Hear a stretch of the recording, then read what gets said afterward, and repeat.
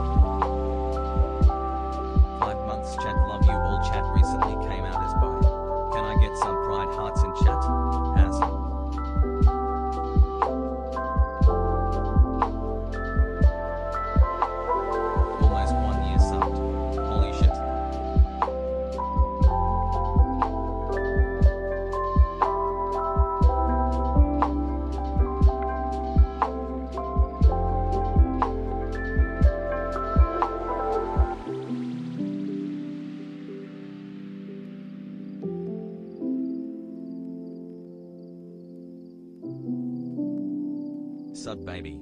Or is that joke overdone? Hassle.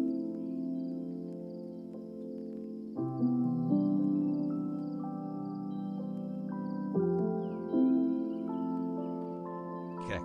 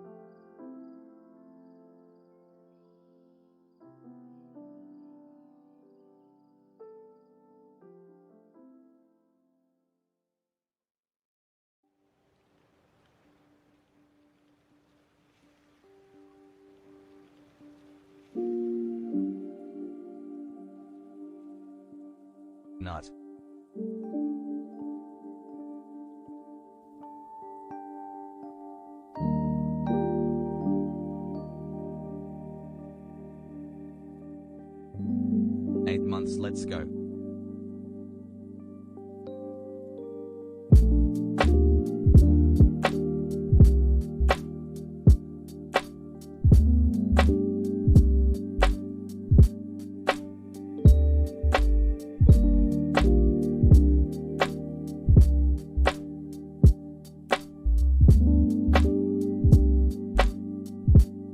Yo.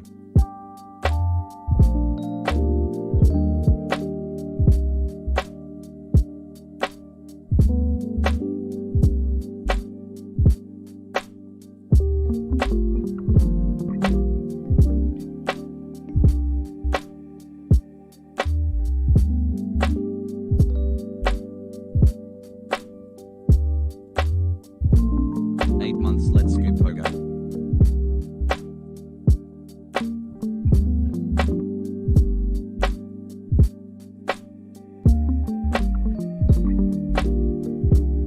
Hassle.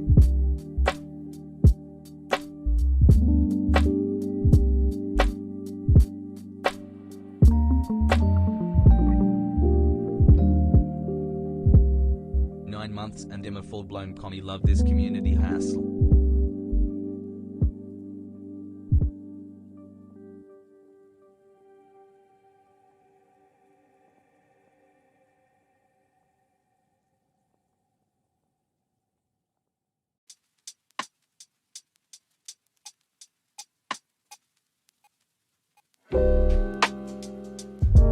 Haslove, Haslove, Haslove.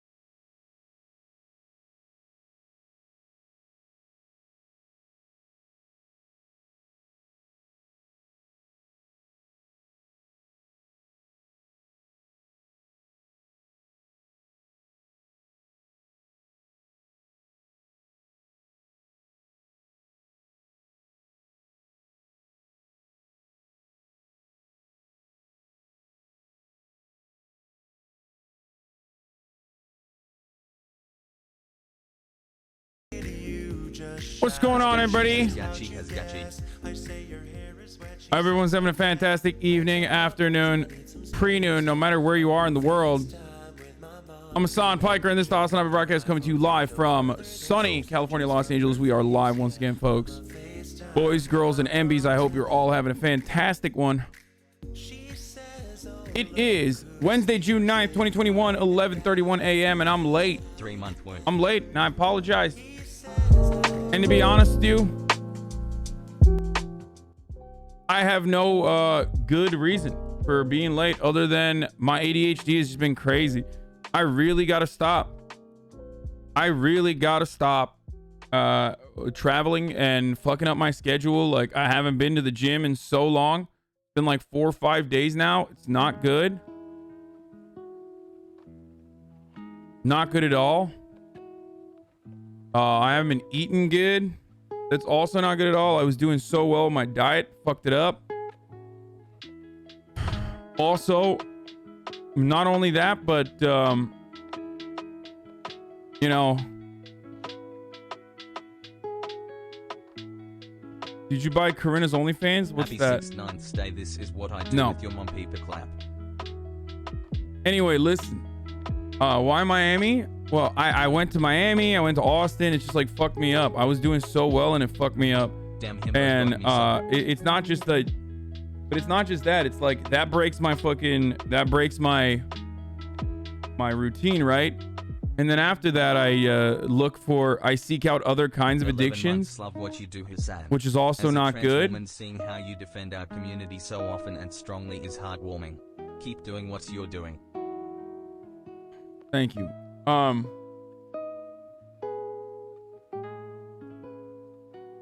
fucking boomer who I prefer banter than watch some idiot in TV. Yeah, fuck you, Hasan. Wait, what? Jet lag is a bitch? No, it's not jet lag. It's not jet lag.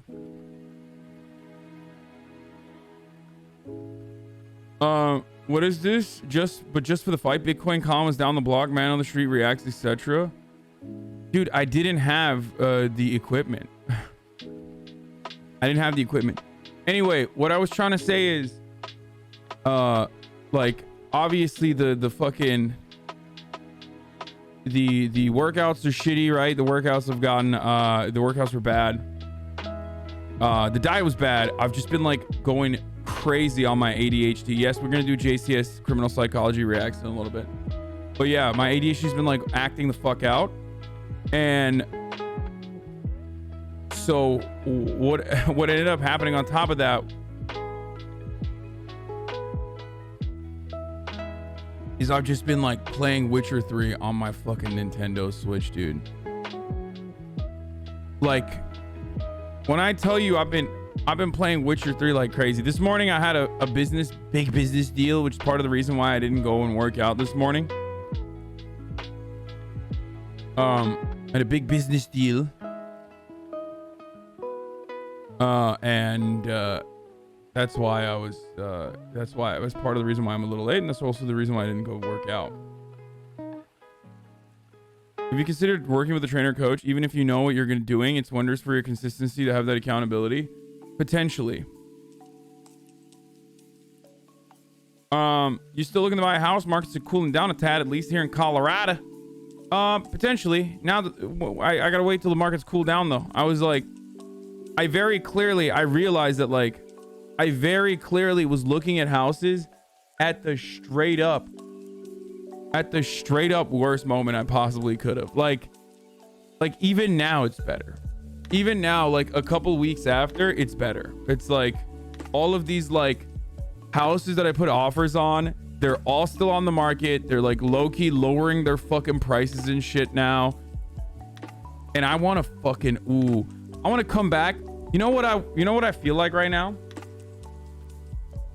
I feel like a Darman video. You know what I mean? I feel like the fat kid in high school who like worked out really hard and got sexy, and now I'm back, like, and all these girls that like bullied me and shit, now they're like, oh my god, you're so hot, and I'm just like, oh yeah, well guess what, we're not doing shit, okay? Oh, you want to hook up? No. You know what I'm saying? Like, that's what I feel like right now, because like these sellers were just wilding out. Like they were literally like adding extra cash on top of like on like asking price offers. Like it was crazy.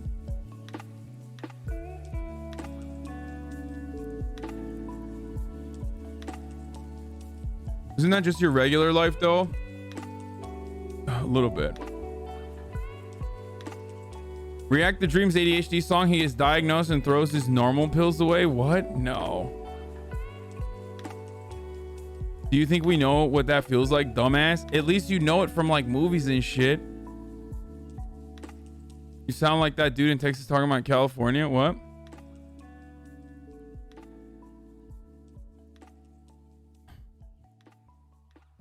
Just move to Dallas? Yeah, I'm gonna move to Dallas so I can fucking purchase a $2 million apartment. Dude, Jack Wagner, friend of the show, Jack Wagner, also one of the oldest like people that's ever appeared on this HasanAbi broadcast. For those of you who don't know, him and he has a podcast called Yeah But Still.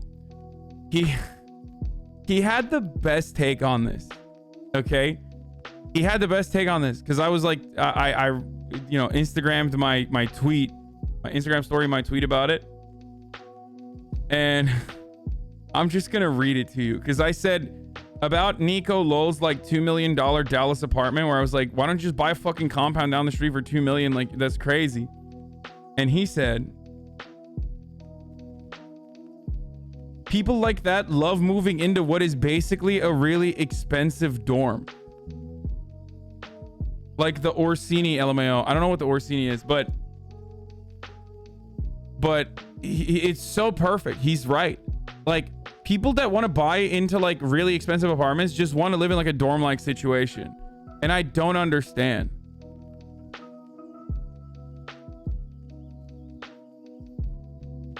I just don't understand it. I heard you're watching Murder Docs on your IG story. You have no idea. We've been watching Murder Docs like crazy, dude. Is that Versace Tamagotchi? Is that his Instagram? I think so. Yeah, Versace _ Tamagotchi. Give me the expensive version of the thing I know. Exactly. Buying a condo / apartment is kind of a waste of money because they're going to build another better one right next to your building. Buying a condo / apartment is kind of a waste of money unless you're like buying it in an area that is like surefire 100%, no matter what happens, like not going to get flooded, not going to be underwater. Miami.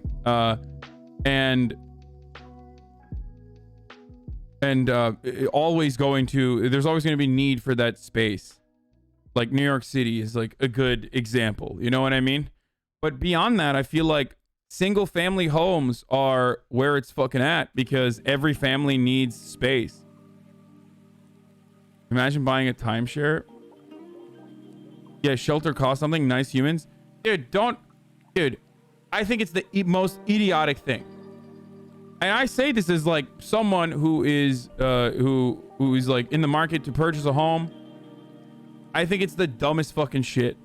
People always go like, well, why don't you want a nice home? Like, I think everyone should be able to have a nice home if they want to. But I also find it so fucking insane that like you have to pay for shelter.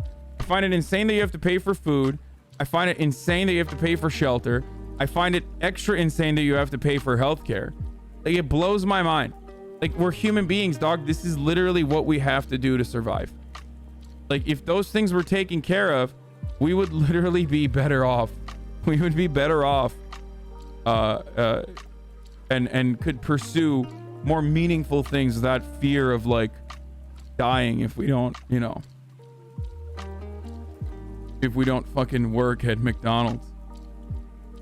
Don't forget paying for sex. I mean, paying for sex is fine. Sometimes you just want to pay for sex.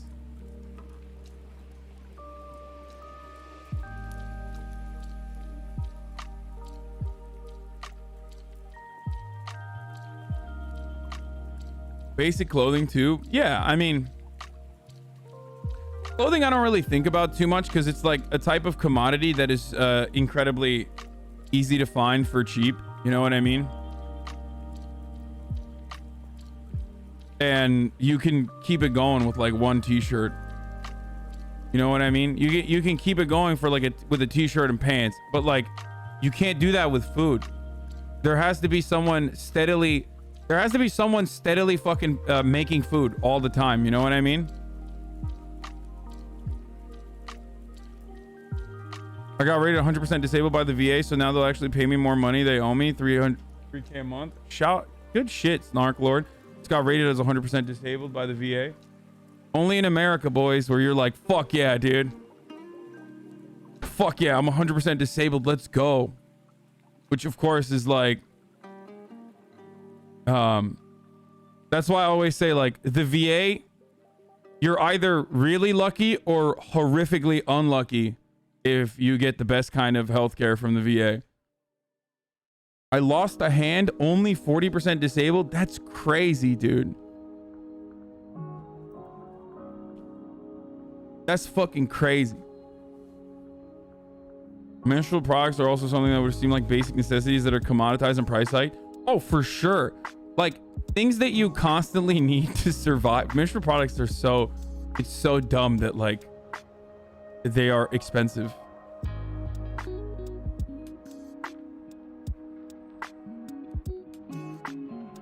I just went to the VA today for my annual. It's good.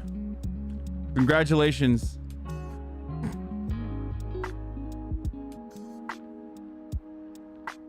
Dude, disability ratings are fucked up. If you lose your full feeling on your arm, it's only 8% loss of function max or something like that. Really? Well, Snark Lord, now that you can, now you got like fucking, you know, $3,000. I see you. Get those fucking gifts up. I'm just kidding. Do not do that. I'm just kidding. It was a joke. Okay, don't take that seriously. Yeah, time for that tier 3, baby. What the fuck, dude? What is this shit?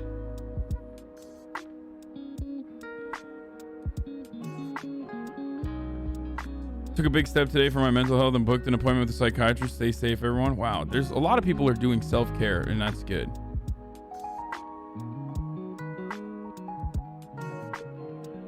That's the whole unit about healthcare and public versus private debate. Yes, we will be watching those psychology videos. Anyway, recently saw this bass Pitbull song, which is anti-war, bit weird. Ironic Che Guevara part, LMAO. Pitbull made a... Oh, this was on Twitter, wasn't it? I saw this on Twitter. Dude, America is such a fucked up country, dude. I swear to God. Okay, to all the fucking chatters watching from Europe going, why are people celebrating being 100% disabled? That's because in order to like be treated like a full human being, with all of the amenities that your social safety nets in your governments in your social safety nets that provide you with certain things like healthcare, you have to literally be 100% fucking disabled. Okay?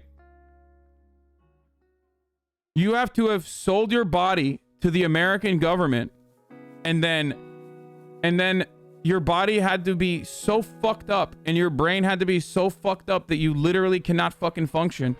In which case you'll finally be able to have your college paid for, which was already like, you know, because you signed off. So you're going to have that regardless. And then on top of that, you get healthcare and payment on top of it too. It's great. Can't hear you from over the border, eh? Yeah. It's wild. Oh, dude, it's fine. You know, fucking, I got like permanent, I got PTSD and fucking seize up when I'm choosing which cereal to buy at Walmart. But hey, at least the fucking government's paying for my healthcare, which is cool. There's like fucking pieces of marble from a IED in Karengal Valley lodged into my fucking temple. But you know, hey, this way I get to have access to basic amenities that like other comparable OECD nations offer to their citizens with no other exceptions, just straight up on the virtue of being citizens. It's pretty cool. It's pretty wonderful, dude.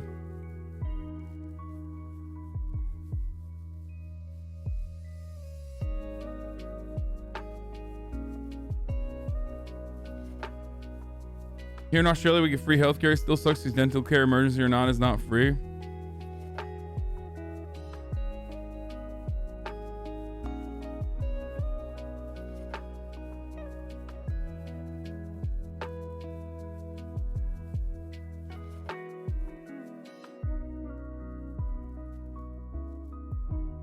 Anyway, Daily Hawk playlist just watched. New glasses, who this? No, these are my old glasses. I'm just wearing it. Here's the disability compensation chart from the VA for those of you who want to know. Anyway, I'll just tweet out that I'm live already. Let's get into it. There's a bunch of stuff to talk about, obviously. We got Bill Maher defending Israel. Boo. Fucking boring, awful. A bunch of Crowder bits that we can react to. Daycare is open. And I'm live, baby. Get in now. Bill Maher defends Israel. Boo. Hogwatch is back on the menu. And then we dive into the minds of murderers with the new React series I'm addicted to. Get in now. www.twitch.tv/HasanAbi. Okay, got it. That's a good enough tweet, I think.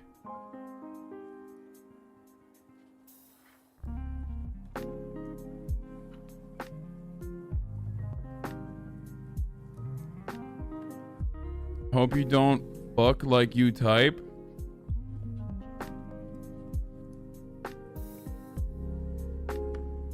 If you ask your friends out to the cinema, do you ask them if they want to react to a movie? Yeah.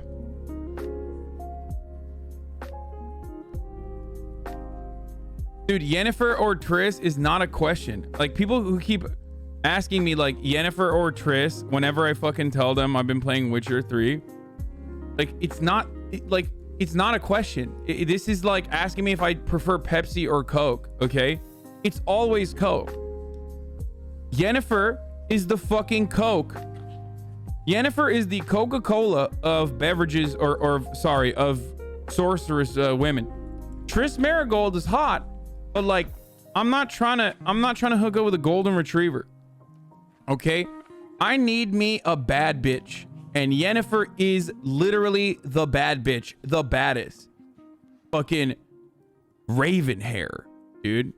She's just the best. People that like Triss Marigold are the same kind of people that like fawn over Tradcath shit on TikTok. You know what I mean? I just need a traditional Catholic wife. That's what I want. Oh, look at me. Blah, blah, blah. And like, Triss Marigold is not like that, obviously, but still. And she's very hot too, but like, in comparison to, yeah, Triss Marigold is for like the Addison Rae stands, okay? Oh my god, I love Triss Marigold. Yeah, we got it, dude. You fucking enjoy listening to Taylor Swift, okay? You have a golden retriever, and you want like the cookie cutter, like basic white lady of girlfriends. That's what you want. I want Yennefer because I want her to fuck me up. Okay? 1, she's a goth girl. Okay? 2, she used to be very ugly. Like, very horrifically ugly. Okay? So that, you know, that builds character. She's got a unique personality as a consequence of that. She's fucked up. Okay? She's straight up super fucked up by because like society has rejected her, which means she has a lot of trauma that has fucked her up, and now she's gonna be an awful person to date, which is for some reason exactly what I'm into. I don't know why.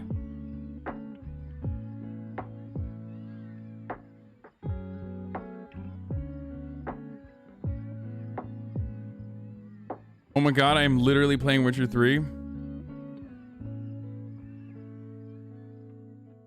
You want a dominatrix girlfriend? No, that's the other thing. Like, I don't even like being dommed. I'm not like a submissive person. So I find it really funny. Like, I'm not a submissive person at all. But I do like, you know, girls with a lot of issues. This is bad. But it's just what I gravitate towards.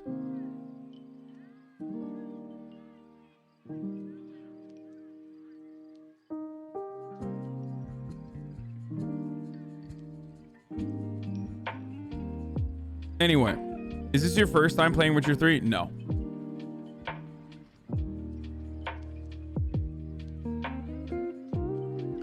The interesting thing, though, is that I have a really bad brain, right? I have a really bad brain, so what that actually gifts me is the opportunity to, like, replay stuff as though I'm playing it for the first time ever. Because I don't remember anything, dude. It's really fucking weird. I don't remember anything, so like whenever I consume content, it's like I'm doing it for the first time ever. Have you seen a TikTok girl that looks like Abigail?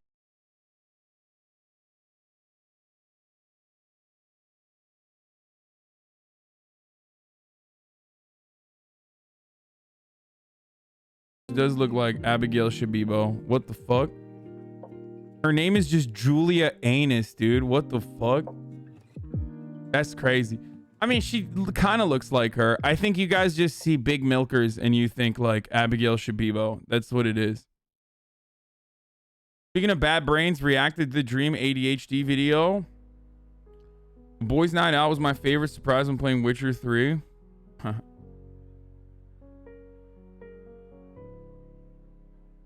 Even tagged her.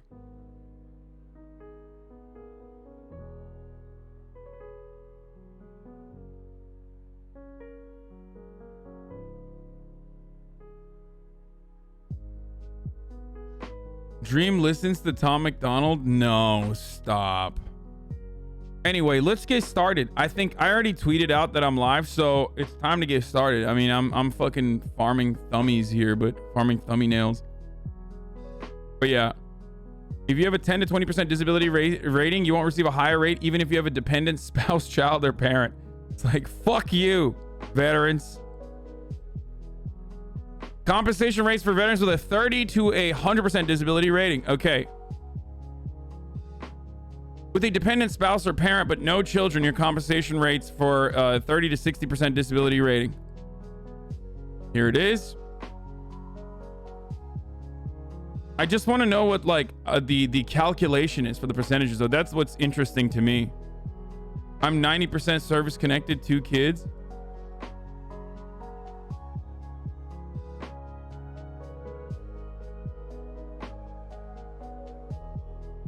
Shit is so fucked up with ratings. They have to fight tooth and nail for incremental increases. Yeah.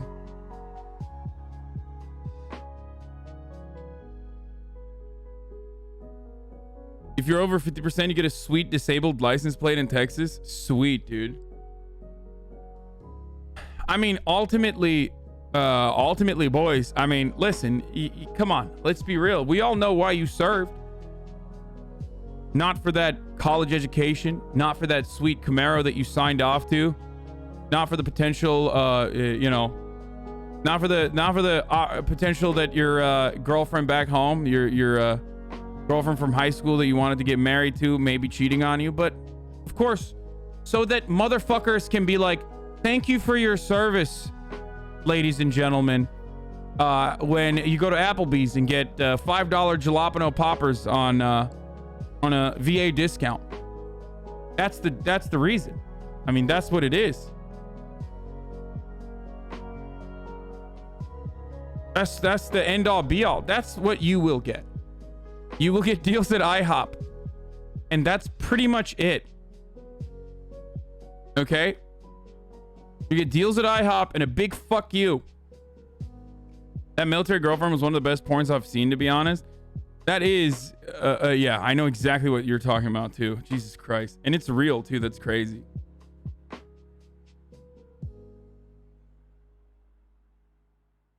You know, all for breaking your fucking body and getting completely scarred. But hey, sometimes these hoorah fucks will act like they give a shit about your plight. So there's that. At least here, you know, I'm honest with you. It's not real. It was her cousin in the photo. Wait, really? Dude, don't do that. Don't shatter my fucking... One of my favorite porns, dude. That's like literally one of my favorite porns.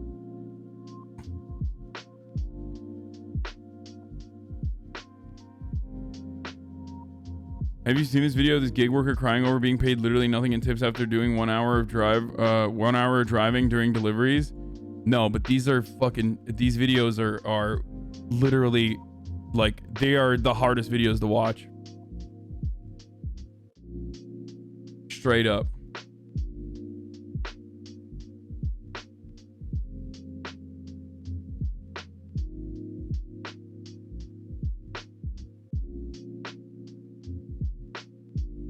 Bro, it wasn't even good. No, it's the fucking story behind it that like is hot.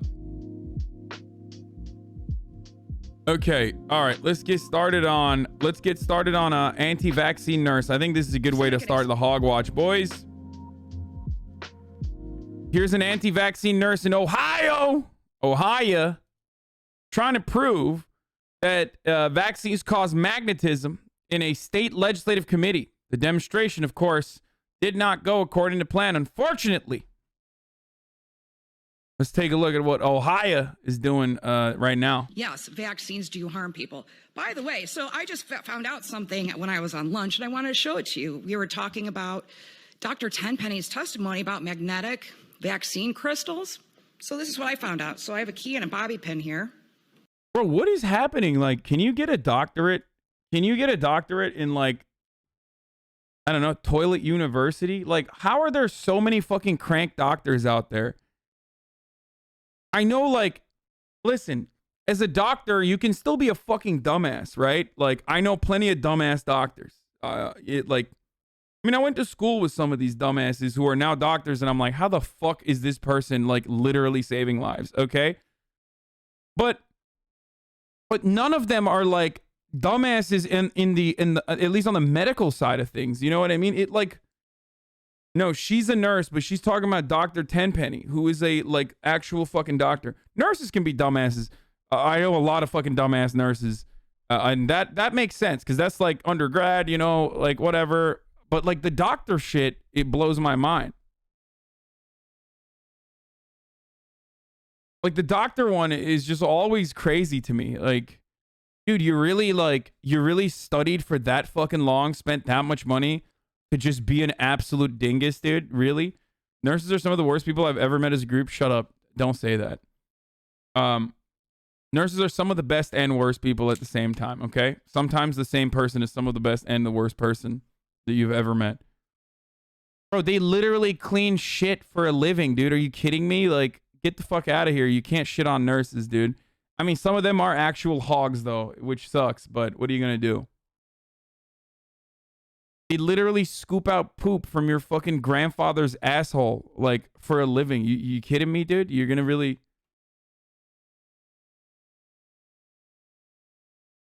You're really gonna shit on nurses?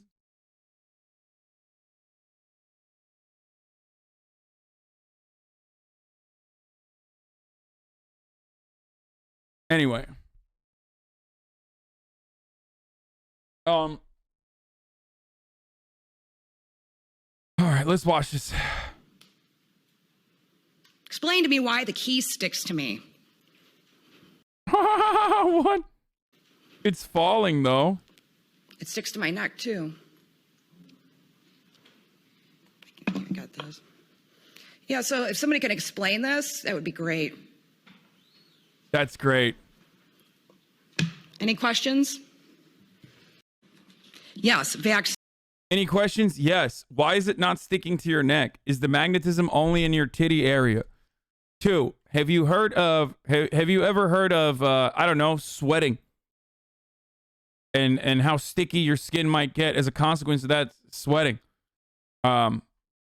Lastly, when is the last time you showered? These are questions I need to know. And finally, like these are such weird ways to disparage, or these are such weird ways to just, like, get people riled the fuck up. You know what I'm saying? It's like, haha, actually, there's a magnet in this thing. It's like, why? Just say it made you gay like everyone else. I don't understand. I don't understand why people have to go to, like, lengths that they have to prove. Okay? It doesn't make any sense. Like, because, like, you can't prove the magnet shit. It's not like replicable. But sexuality is fluid. So you could just easily be like, yeah, it made me gay. There's a lot of fucking repressed gays out there that don't know that they're gay or don't want to fucking believe that they're gay. So they're going to be like, oh my God, the vaccine made me gay. Like, I had that too. Maybe, just maybe, they can even fucking come out. You know what I'm saying? They just, like, feel comfortable now to come out or something.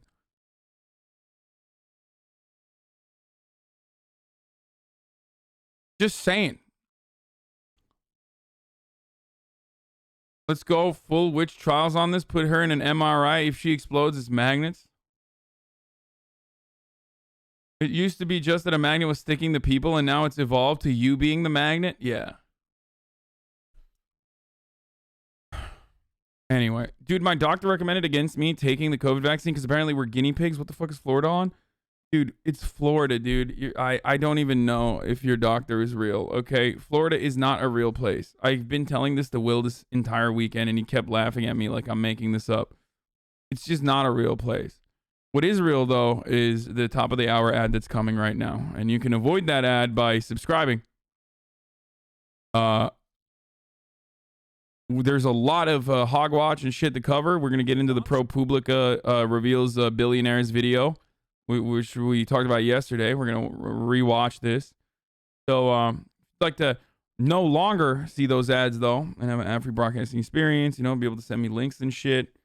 Then all you need to do is subscribe. You can do it for $5, or you could do it for free. There's a Battlefield trailer as well. Okay, dude, I can't wait for the same fucking game over and over again.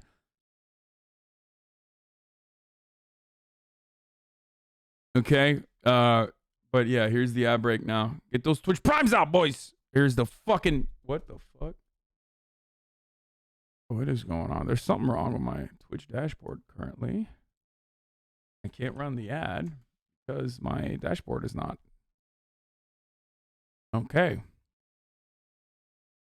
Wait, hold on. Let me just say commercial 60 on here. Maybe it'll work that way.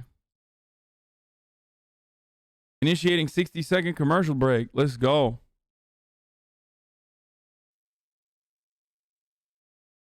Okay, let's watch the Battlefield trailer.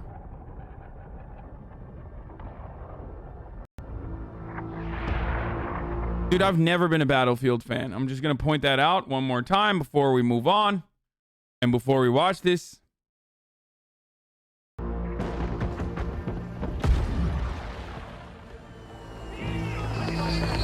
Yes, I will be talking about the hate crime that happened in London, Ontario today. Chatter, who has been trying to get me to cover it for... Wait, actually, this is not the chatter who's been trying to get me to cover it. But there was one guy who literally just has been spamming it for hours. I liked Bad Company. That was the only Battlefield that I liked.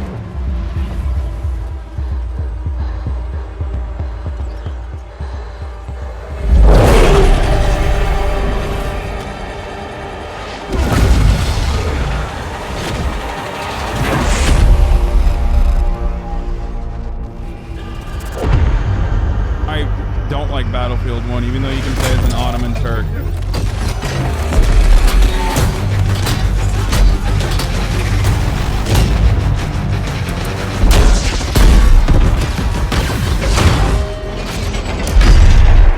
Someone in the chat said that guy was 30% disabled. Oh, did a plane fall on you while you were flying out of the sky with a parachute? 30% disabled. Stamp. Move on. Next.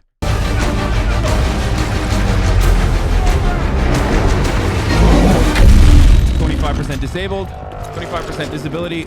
Next.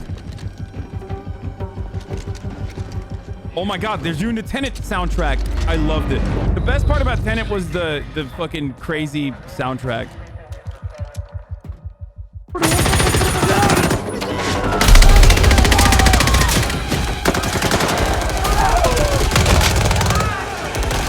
Okay, those are 100% disabled. Those guys. I mean, but they're also dead. So.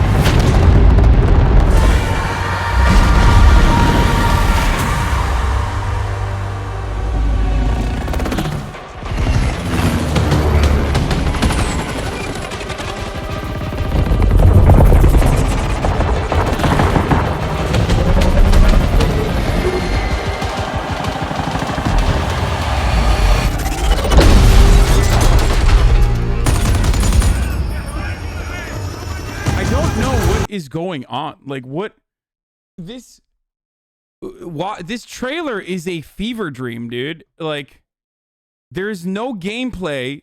I don't even, it's just like showing explosions and shit. Like, what the fuck is happening here? Like, can you at least explain to us what's happening?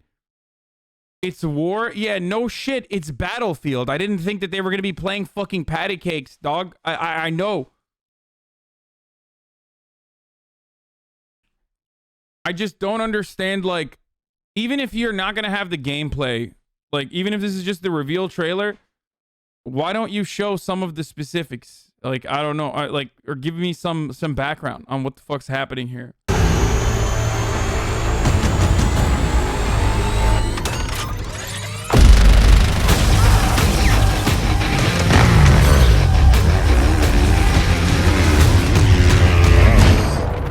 I guess it's a battle royale, but like they're all battle royales.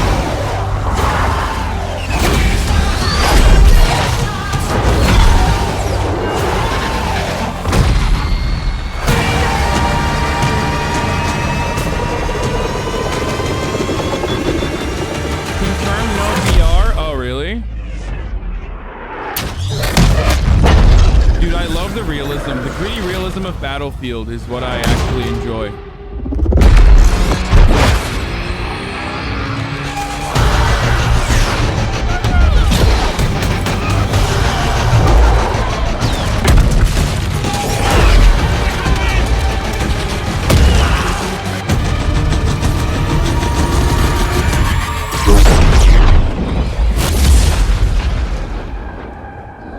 Don't be jealous because you can't do that, nerd. L. I mean, yeah.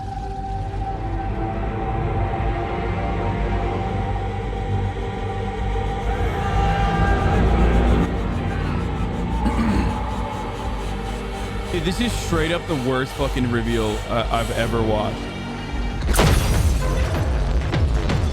It's not often that a reveal reveals less than what you already assumed about the game. What did this reveal to me? The only thing this revealed to me is that, like, I know less about what the fuck's going on in this goddamn game than before I watched the trailer.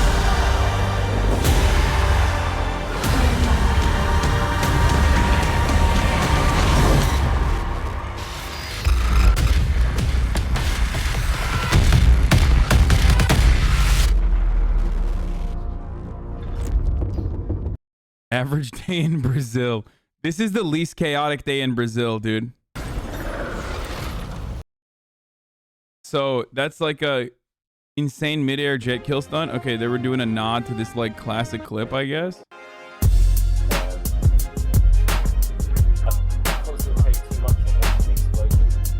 Exactly. I get the same problem, yeah. And sometimes like, yeah. Oh! Yes! Yes! Yes! Okay, that's so stupid, dude.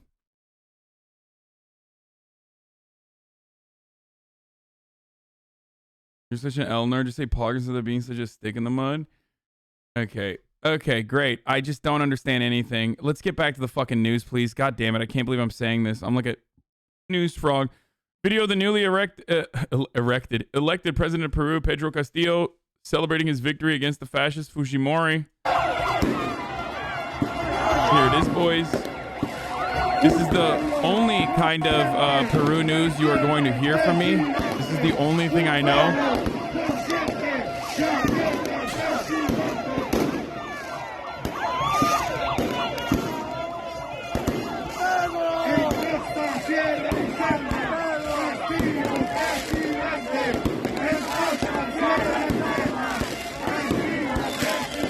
There it is. So there's also this incredible piece of news from El Salvador, officially voting to adopt Bitcoin as legal tender. Seems great. Seems like a good idea. What could go wrong? What could go wrong there, dude?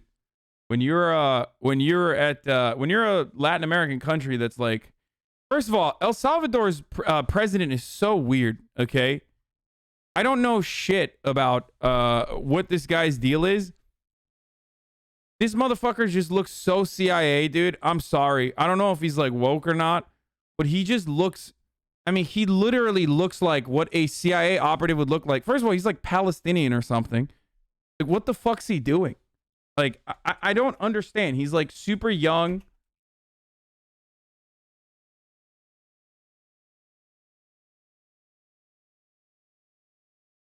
He's what is he? He's like, hold on, what the fuck? Where is he from originally?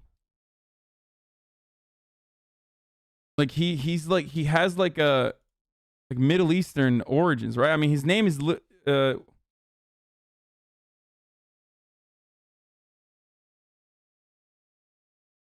he's left from center leftist, that conspiracy money. Is he actually Palestinian? He's a Christian Palestinian. What is Gorbachev saying? He's an Elon Musk fanboy, not woke. He's as slimy as he looks. My uncle used to be his neighbor and his family's cringe. He's a Palestinian descent. Okay. He is Palestinian. Okay, got it. What does his origin have to do with this? No, I'm just saying that, like, I've always found it so odd that the president of the Republic of El Salvador is Palestinian. Like, I don't know. I just find it so weird. How is that not weird to you guys? Are you stupid? Like, it's the most odd information that you, if I told you this without you looking up El Salvador at all, if I were to fucking tell you that the president of El Salvador is like Palestinian, you'd be like, no, he's not. Shut the fuck up. That's so weird, dude. How is that? The president of Somalia is American? That is the least weird information.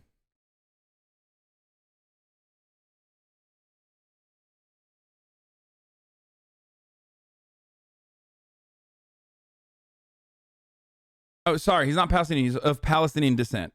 Okay.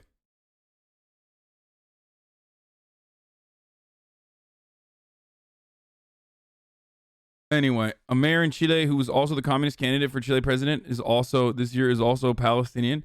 Someone's Palestinian descent it does not automatically mean that they're a good person, okay?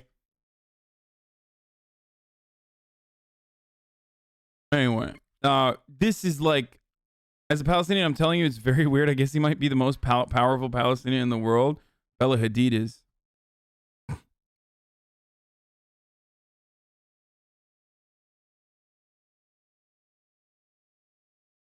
He's crazy and has like 90% approval rating. I'm Salvadoran and my parents really like him. He's controversial though, authoritarian tendencies, but promoting a populist movement. He's done so much for the country, but he's done some pretty off things, like having the army supervise a congressional vote in the chambers. Hasan keeps saying ElSalvador. Sounds like he's from Brooklyn. What?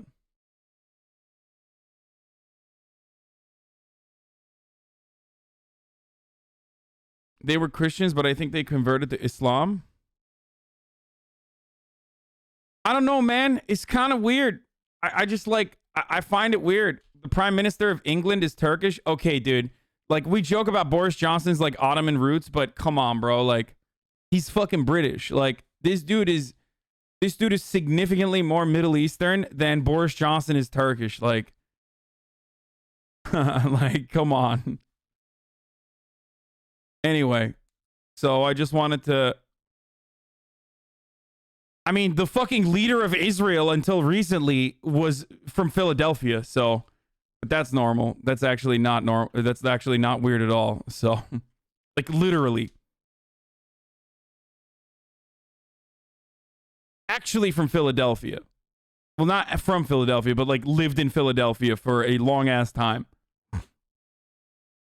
Yes, I am talking about Bibi Netanyahu.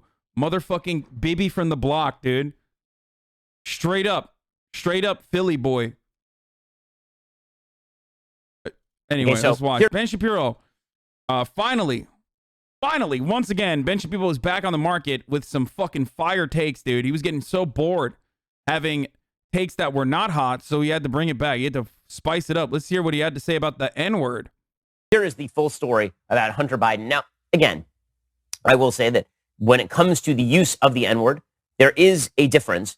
Oh, Hunter Biden said the N-word. I forgot. Shit. This was like the story that everyone wanted me to cover yesterday. Yeah, he's a problematic faith. Guys, it's white boy summer.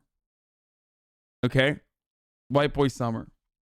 Between calling a black person an N-word with an ER at the end and in jest using the N-word that ends with an A to describe a white person. Now, the latter is also really crude and gross and stupid. It's not racist in the same way that it would be if you were just shouting the N-word at... I mean, this is like not.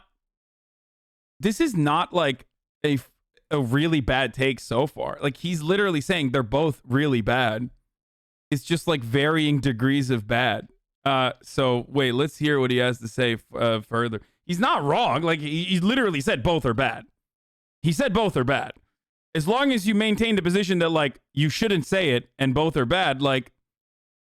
But it's Ben Shapiro. Let's watch. I probably am speaking too soon. At a black person, which is the height of racism, obviously, in American society. But here's the story from the UK Daily Mail. Hunter Biden used the N-word multiple times in conversation with his white $845 per hour lawyer, his text messages reveal. The shocking text may prove embarrassing for his father, Joe Biden, who just last week gave a speech decrying racism on the 100th anniversary of the Tulsa massacre and has sought to portray racial justice as the top priority. It's a bad take because it's all based off a lot. Hunter Biden didn't say the N-word. He had a meme that came from like Black Twitter and everybody's like, be afraid. And I'm like, why are we mad at black comedy? Wait, what?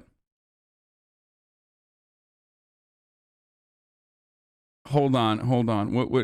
Biden, who just last week gave a speech decrying racism on the 100th anniversary of the Tulsa massacre and has sought to portray racial justice as the top priority for his administration. The president's son joked in a January 2019 text to corporate attorney George Maziris about a big penis and said to the lawyer, I only love you because you're black and true dat, N-word.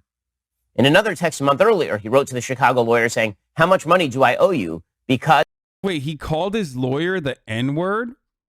Dude, that is like, oh my God, he is such a fucking fail son, dude. That is straight up like, dude, that is like peak white boy summer behavior, dude. Like, literally, that is the most like white fail son thing you can do. Wait, his lawyer is black? And he was calling his black lawyer, like he was saying to his black lawyer in a text message, like, is it client confidentiality? He just said he was white? Oh, I thought he just said, I only like you because you're black, my N-word. That's what I thought he said. Okay. That N-word.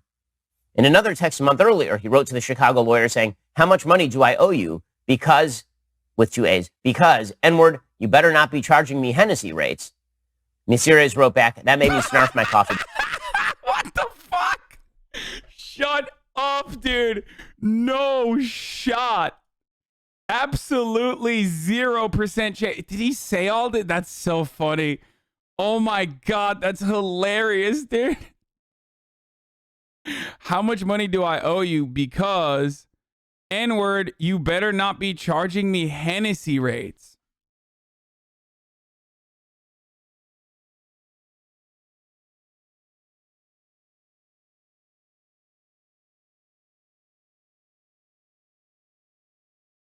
What is going on? This is like, dude, this is like a 45, 46-year-old man writing this. Like, you are so old. Why are you talking like that? You're not 14 and like, and you're not like a 14-year-old culture vulture right now. And like, you know, listen to rap music. So you think like, you know, as a white kid from the suburbs, like, I love rap music. So obviously, like, I can say it. You know what I mean? Like, that's... You're not an Aiden Ross fan, dude. Why is he texting like he's an Aiden Ross fan? He's like a Rice Gum fan, dude. Oh, God, for real, dude. Shit. Are we sure this isn't Tom Hanks' Jamaican son? No. You wanted white boy summer, now face the consequences? Okay. In another chat a month later, Hunter cracked jokes about his penis and then told Maziris, I only love you because you're black. Wait, so is... Oh, he's not. Okay, that's why I was like confused. I was like, is his lawyer black? The president's son, 51, flippantly addressed corporate attorney George Maziris, who is white, by the racial slur, with phrases including, true that, N-word.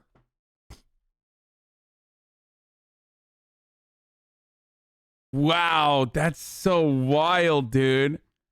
That's why I thought he was black. I thought his lawyer was black. Because, like, why would you say that? It's so annoying when you interject with frivolity, the Chicago lawyer replied. The damning texts have emerged just days after his father, President Joe Biden, gave a speech decrying racism on the 100th anniversary of the Tulsa massacre.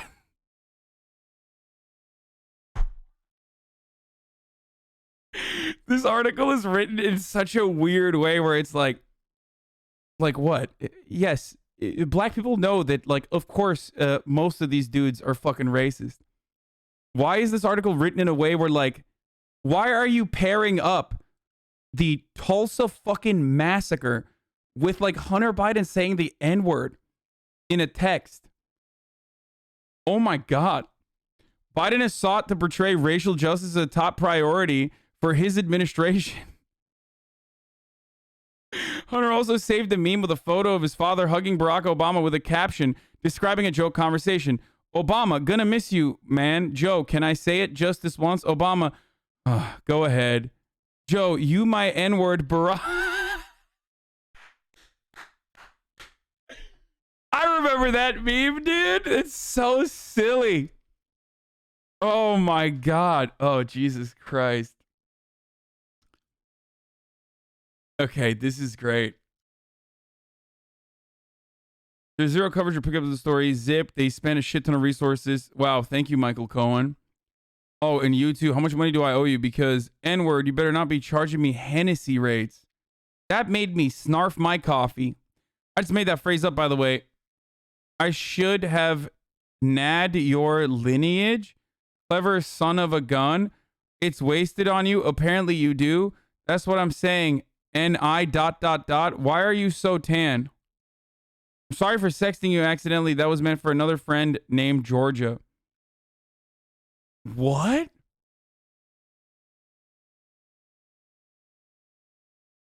Dude, who the fuck? What is going on, dude? Dude, what is happening in these? This is like, did another portal open up? Is this how people talk to one another when they're like,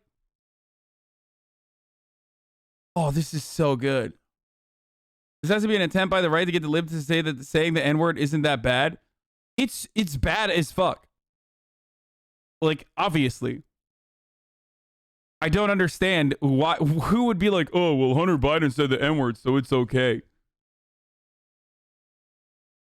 Casual texting between rich people is so insane to me for some reason.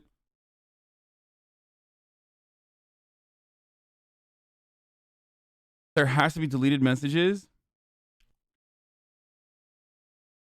This is the meme that Hunter saved. Wait, hold on. Oh yeah. I know what the meme is. Yeah, this. It's like such a boomer meme too. Like, this is the most boomer meme you can find too, which is like there are a lot funnier. I mean, this is all played out at this point, right? Like, this is all played out at this point. Like, all the Barack, Joe Biden memes, they're all played out. But, like, this was the most boomer version of that. You know what I mean? Like, this meme...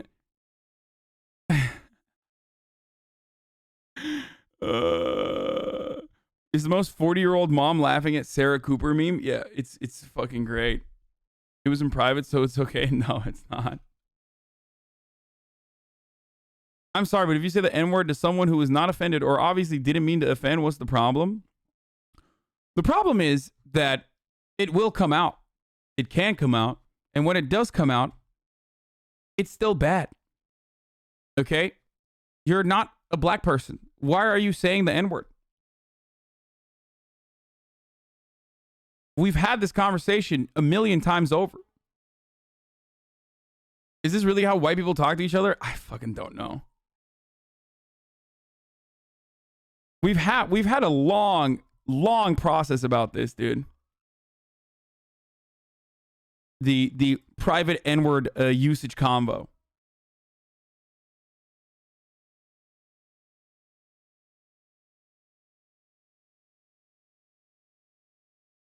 It is remarkably inconsequential, but also pretty funny, so I'm going to keep talking about it because, of course, Hunter Biden, in the most fail-son way possible, of course, Hunter Biden, in the most fail-son way possible, was liberally using the N-word in conversations with his fucking lawyer, dude. I love that. In another exchange following month, Hunter flippantly addressed Mizires as N-word again and cracked jokes saying, I only love you because you're black during a seemingly somber conversation.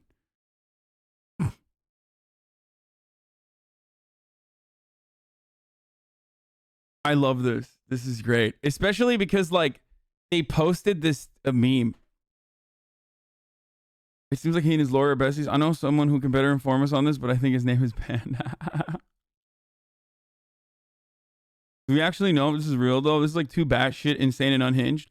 The only reason why I believe that this is 100% real, the only reason why I believe this is real is because Hunter Biden is a fail son.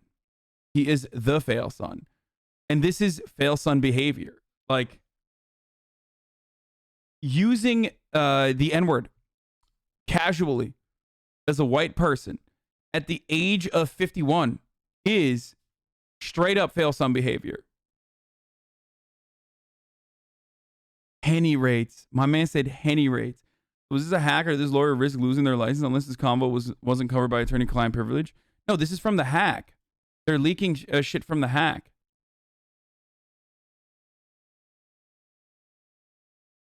I live in the Southwest Michigan. Nearly every single white boy in my high school used the M-word excessively. It's not uncommon. White boys do this shit all the time. Yeah, when you're young, and then you're supposed to fucking learn that it's not okay, and that you grow out of it. Not when you're fucking, what do you call it? 51 years old, dude. What the fuck? Talking to your goddamn lawyer, dude. And even when you're young, it doesn't make it okay. It's just like you're an idiot, so you don't know any better. You know what I mean? Stans are freaking the fuck out. Dream out. We need to ignore these anti-black creators and start supporting black creators instead. Wait, why? What does dream out mean? Why do you link me like Stans are freaking the fuck out and it's like one fucking tweet? What is this? What does that even mean? I don't know what's going on. Hunter is just a lost Hoff twin. Why are people tripping? Didn't know any better. Convenient excuse. What? Dude, what are you saying right now? Like, we're not even having a conversation about this. Like, what does this take? Like, what does this take? Please explain what you're trying to say. You want to fucking stunlock me into like, what? You want to fucking cancel 14-year-olds for saying the N-word? Go ahead. Go off, dude. Fucking find those high school students. Okay? Find them and fucking dox them and cancel them. Please. Go ahead. You will defeat racism, dude. I promise. This is the way to defeat systemic racism. First message in 3 months. Unrelated question, but should I give money to beggars? I got... What? A guy asked me for money today? I had no idea what I should do. I don't know. It's up to you, man. Someone published a fake article about space watermelons at the New York Times. Yeah. Cancel them fucking 20 years later. Get upset 20 years later and be like, oh, what the fuck? What is this?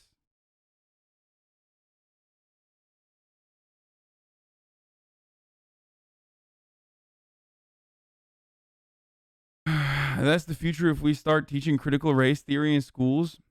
I don't get why you watch this Ben guy. Don't give him attention. He's literally a bigger political commentator than me.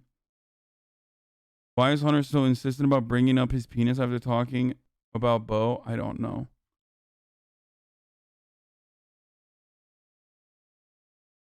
I thought you were joking about daycare being open, but I get it after these comments. No, yes, there are like literal children in here all the time that say childish things.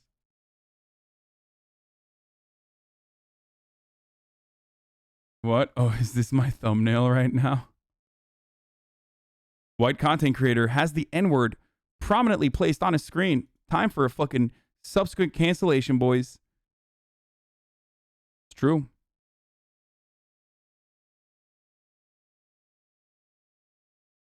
Gamer president is really important. I mean, I already posted about this on my Instagram story, but like this needs a mention here. So what is the take from conservatives? Like, I need to understand, what do they want? Do they want to like, are they now saying that like being able to say the N-word is bad? Because I always thought that like being able to say the N-word as a white person was like one of the foundational principles of like I literally always assumed, maybe I was wrong and someone can fill me in on this, but I always thought that like being able to say the N-word as a white person was like literally one of the most important values in conservatism. So they think we'll defend this the same way they defended every terrible thing Trump said. But like, why? Why would anyone defend Hunter Biden even? Like, you know what I mean? Like why would anybody, like, what does this have to do with Joe Biden?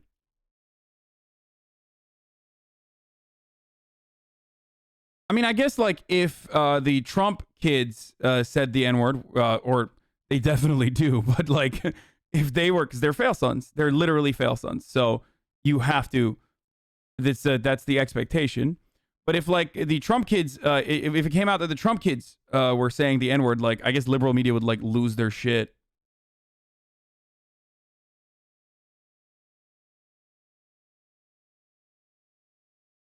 Joe Biden said, "You're not black if you don't vote for him." Yeah, literally. Like, what's the?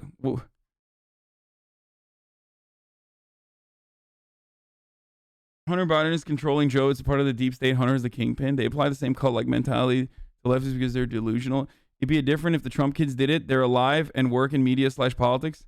I mean, Hunter Biden is like pushed away from the forefront, but here's why stands are mad at him. Hey, Dream, what's the message behind throwing out the normal pills and basically implying that if you have a mental illness, do not seek medical help because it's bad? Really weird message. Say fuck medication for any form of mental illness, basically. Wait, what? Normal pills.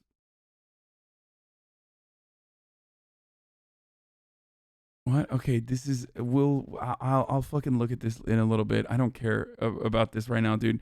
We are talking about more important things than normal pills and Dream, okay? I.e., we are talking about real news, like ESPORT turnuvası thrown together by Recep Tayyip Erdogan and AK Party.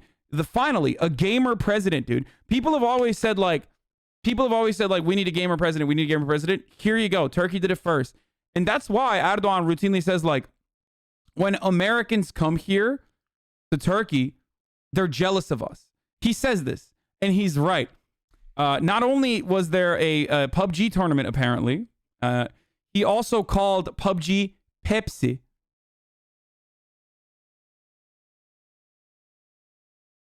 He called PUBG Pepsi, which, of course, I think is incredibly important because I think PUBG should be disparaged. So, calling PUBG by the wrong name gives him brownie points in my book. Next, he should ban League, and then, you know, he's got my vote. I know it's FIFA in the back, but they were doing a PUBG tournament, I think.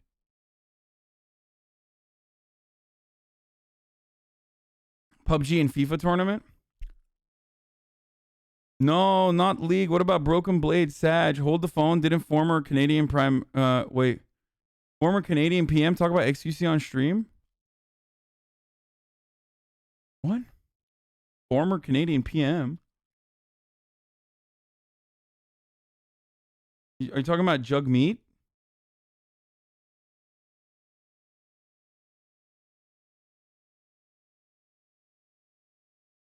When I lived in Turkey, they said it was rude to call AK Party AKP. Is that true? Why? Genuinely asking. I never heard why. It's not rude to call AK Party. It's just a marketing gimmick. AK means like pure and white, but not in the same way that like you understand black versus white in the racial concept. It just means like purity, kind of, which is why they say AK Party, like they're the pure party.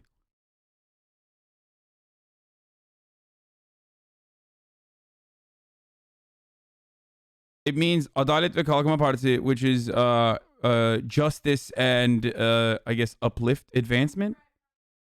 Justice and Prosperity Party.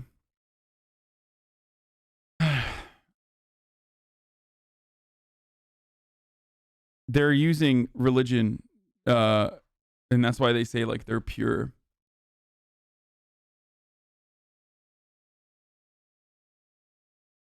Macron called out XQC, not a Canadian PM. There's no shot Macron called out XQC. Anyway, so abi bizimle dalga mı geçiyorlar? Ben sıkıldım, kaçmak istiyorum. I mean dude, evet dalga geçiyorlar amına koyayım. Tipe baksana Allah aşkına. Bununla dalga geçilmez mi amına koyayım? Ne yapacaksın? Tipe bak yani Allah aşkına tipe bak ya. Oturmuş gamer chair'e Pepsi diyor. Bununla nasıl taşak geçmeyeceksin abi? Ne yapacaksın bununla taşak geçmeyip? Manyak mısın? Tabii ki de taşak geçeceğiz. Götümüzle güleceğiz buradan.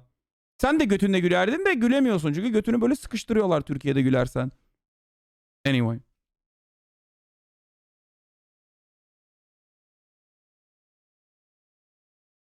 He said Deuxième stream monde, ça veut dire second streamer world. François Hollande, que de tous les gens qui François is his name. streament dans le monde, qui in all the world that are streaming on the platform. proposent des Okay, that's not the same, dude. Like a former what do you call it? Like a former president or whatever the fuck acknowledging a streamer is not the same as like literally sitting on a gamer chair and like promoting an esport tournament that your party put together. It's kind of wild that Turkey is taking these initiatives though. It does. Abi Türkiye gelmekten korkuyor mu? Evet, korkuyorum.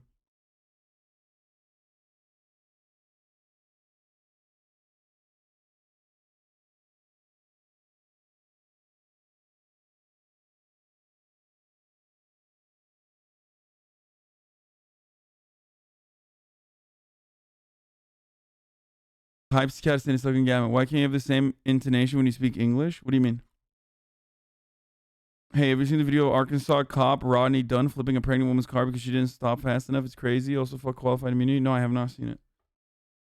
Anyway, please look at Dream. This tweet is unavailable. And I'm not going to look at Dream yet. Okay, we'll look at it later. I'll look at it in a little bit.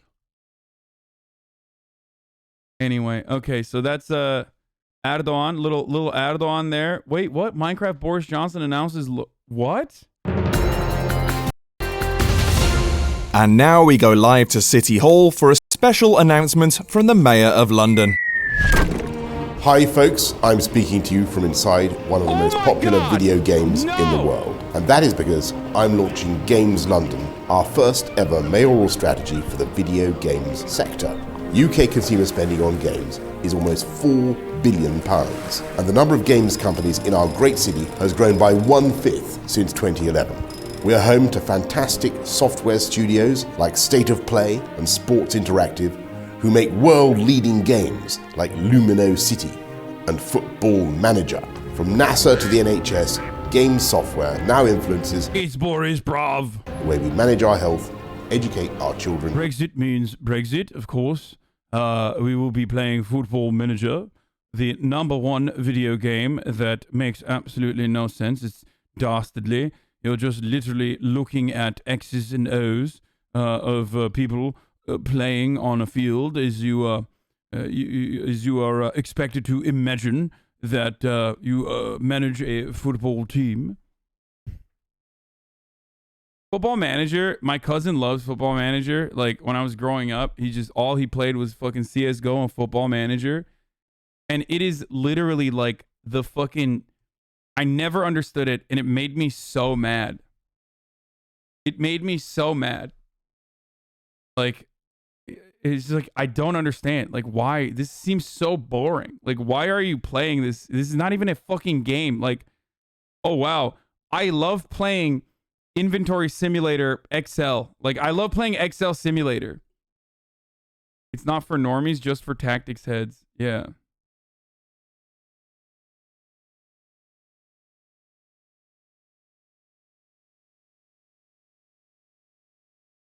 It's just so wild. Anyway, And even this is how boring.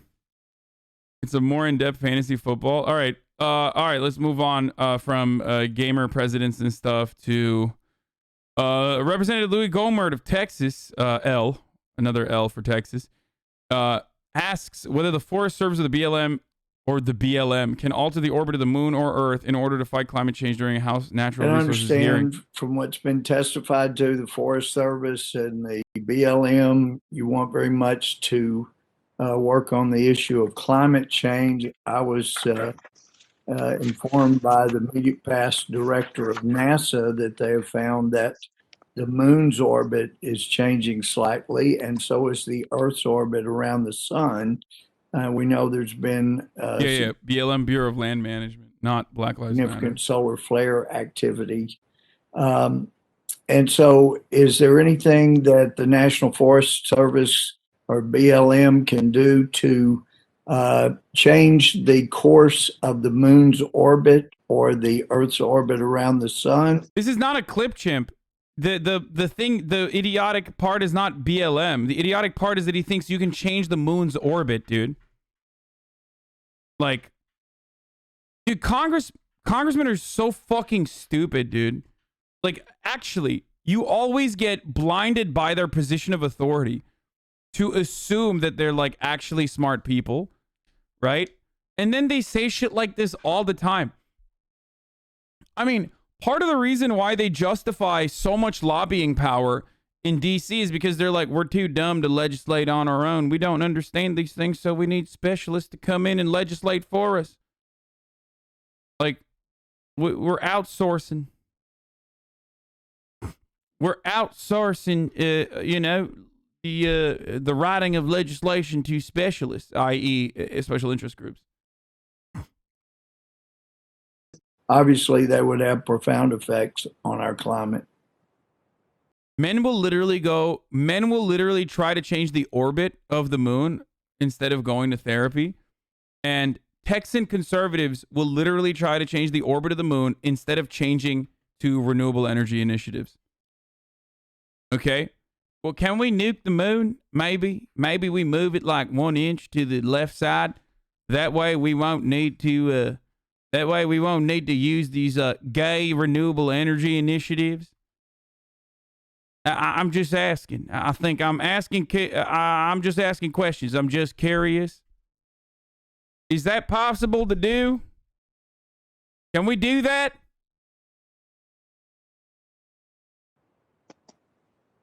I would have to follow up with you on that one, Mr. Gohmert. Yeah. Oh my God. Well, if you figure out a way that you in the Forest Service can make that change, I'd like to know. Also, what does he think? Like witches live in the forest or something? Like, what is this? Is this some? Actually, Louie Gohmert he's a crystal mom. Like, basically, what he's saying is like, can you use the Wiccans that are in your forest? You know, to get. I know my daughter watches TikTok a lot. There's a bunch of Wiccans that are hexing people, saying they derive their power from the lunar goddess. Can you ask the witches that are living in your forest to get together and do one of them hexes on the moon so we don't have to use renewable energy initiatives? Is that possible? God, you are such a Gemini right now, Susan. Why are you being such a fucking Gemini? I'm just simply asking questions about moving the goddamn moon. Toxic. Is he trolling? I don't want to be that guy, but he's being sarcastic. Actually, that would have profound effects on our climate. I think he's saying climate change is caused by the moon rather than admitting man-made global warming is real. So he's saying that anyone trying to fix global warming is an idiot. Yeah. I would have to follow up with you on that. I mean, even that's idiotic, though. Even if he's trying to make a joke, like, the premise of the joke is fucking stupid because climate change is not dictated by the moon. Do you understand? So, like, that makes no sense. That one, Mr. Gohmert. Yeah. Well, if you figure out a way that you in the Forest Service like, can I think make... what he's trying to say is, like, the moon actually dictates, like, the tides, right? So I think in his mind, he's like saying, you know, it's just like the tides by the lunar orbit. You know, the tides come in, tides go out. It's like a one big tide when Miami is underwater. Like a big ass tide. Kind of like that. Tides go in, tides go out. Can't explain that. Yeah, exactly. make that change? I'd like to know. Also, just to put on your... Bro, what is that fucking ugly ass painted Texas flag back there? Yeah, like Mercury Bean and Gatorade. The Earth is miraculous at the perfect tilt and conditions for life. We are fucked if we try to mess with it. I live 5 minutes from Gohmert's office in Tyler, Texas. People worship him out there and eat this stuff up. Yeah, because he's funny. He's funny and he's smart. He knows the water levels rise and fall by fucking, by the moon goddess that you pray to. Someone said the California flag isn't all that. You're literally wrong. It's like, you can criticize California all you want, but like our flag is cool as fuck, dude. Are you stupid? We have one of the sickest flags. Are you kidding me? We have a fucking bear on our flag, dog. It just doesn't get any cooler than that. Are you dumb?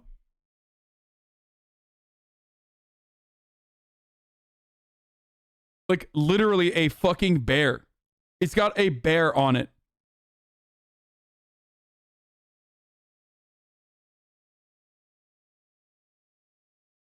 Wild that someone would say that this is a shitty flag. Maryland has the worst flag. Maryland flag reminds me of like lacrosse date rape, okay?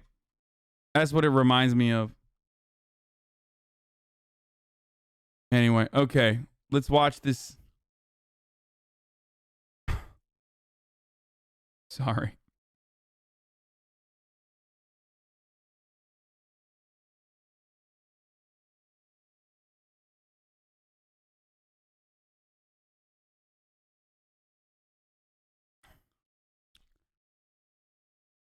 Look closely at the bear's eye and it doesn't look cool anymore. I'm from Maryland and I can confirm that Maryland has the worst flag. I don't even think Maryland's flag is that bad, to be honest. I think the California flag does need a update. Like the bear needs to be cooler. You know what I mean?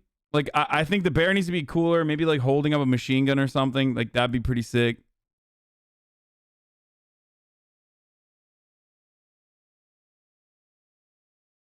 Maybe like a bear head. Like growling bear head, like a bear that's going. Rawr. I don't know. People feel so strongly about state flags. Shall be arguing about flags for the next 10 minutes for sure. All right, let's move on. A report by ProPublica reveals just how little the wealthiest Americans have been paying in taxes. ProPublica obtained more than 15 years of never-before-seen IRS information about the 25 richest Americans and found that sometimes they paid little or no federal income taxes. That includes Warren Buffett, Elon Musk, and Michael Bloomberg. Also, Jeff Bezos, who is now the richest person in America.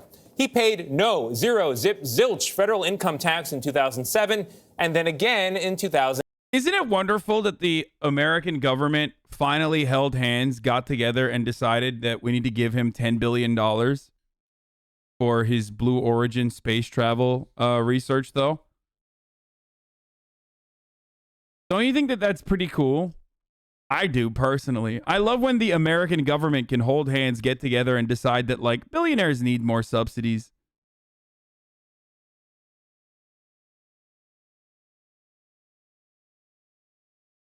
In 2011.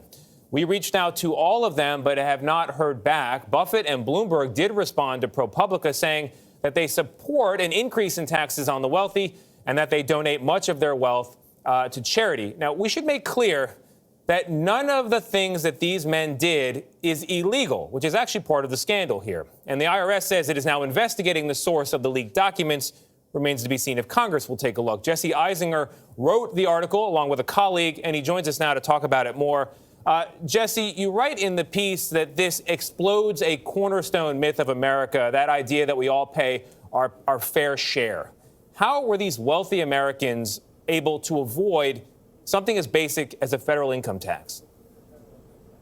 Yeah, thanks for having me, Tony. So what we wrote about is exactly that the super wealthy, the ultra wealthy are completely out of the system. Most of us have salaries and the taxes get extracted out of the salaries. We are in the American tax system. But the way the super wealthy work, the Jeff Bezoses and the Elon Musks of the world, their way their wealth builds, they are outside of the system. So their wealth builds up and it's untaxed. And then only it's taxed when they sell. They choose when I talked about this for like I talked about this for like an hour yesterday. But like, this is why income taxes are not the way to target actual wealth. Because with income taxes increasing, which is still good and should happen for the record, because before people fucking yell at me, I am of the mindset that you should raise income taxes at the top marginal tax rate. But that's not the fucking main problem. The main problem still revolves around people who make capital gains. The real way that wealthy people make money is not by working, but by making their money work for them. Okay? That's it. To take income. Sometimes they don't take income at all. They don't take wages. And it's only taxed. This guy's content sniping? Dude, he wrote the article, dude. He knows more than I do. When they sell, and they often don't sell, they borrow to fund their lifestyle. So for the average American sitting at home, they get paid on a Friday. The federal government is very good about taking money out of that check, but not so good, it sounds like, taking money out of the overall wealth and assets, the stock, the homes, the cars, the art, the yachts, you name it, of super wealthy Americans. Is that the basic picture of things? That's the basic picture, exactly. So Warren Buffett takes very, very little income, and he only pays 10 cents for every $100 that his income grows. The average American making $60,000 or $70,000 a year, they pay 14%. So they're paying $14 of every $100 that's coming in. So it's a completely different picture for the wealthy. The wealthy take very little income. Even that income is taxed very low at low rates, lower than someone making $45,000. But the bigger picture here is that the whole world of their wealth, what confers their power, what they're able to contribute to political campaigns, charity, what enables them to keep control of their companies, that's untouched by the tax system. So Carl Icahn, who's a multi-billionaire, he's an investor, he responded to questions from you guys at ProPublica, and he said, look, it's called an income tax. I may have billions in the bank or through this wealth, but I didn't get any income, so why should I pay taxes? What's the response to that? Yeah, he's like kind of asking, but also being like, yeah, what's up? What would you say to this if I were to tell you this myself? Asking for a friend, Andy. It's pretty astonishing admission. I enjoyed talking to Carl about that. And he's exactly right. We're writing about the system that doesn't tax this kind of wealth. Now, take Carl, for example. He had hundreds of millions, $500 million of income in 2016, 2017, income by the IRS definition. But then what happens is Carl Icahn's business is his personal fortune, and his personal income tax is his business income tax. It's all mixed together. So he borrows a huge amount of money to invest in companies, and that gives him leverage and explodes his returns. And then he pays interest on that. He gets to deduct that interest. So that $500 million of income got wiped out from the interest payments. In other words, you and I and all the taxpayers in America are helping Carl Icahn borrow so that he can have better returns in the stock market. Yeah, you know, people should know if you add up all the wealth in America, make it one big old pie, the super wealthy are getting most of those pieces. The rest of us are getting fractions of a slice, and the bottom fifth of our society are getting crumbs, or actually they have zero pie. They owe pie. They're in debt. Jesse Eisinger, this is a landmark piece of report. Is the world just one big con? Guys, you don't understand. One day you'll be just as rich. You'll be one of like the 100 people that are that rich. Or not 100, but like you'll be one of the 1,000 people that are that rich, and you'll also get to take advantage of that, okay? Like you stupid fool. Meanwhile, get mad at all the other dumb shit in your life, okay?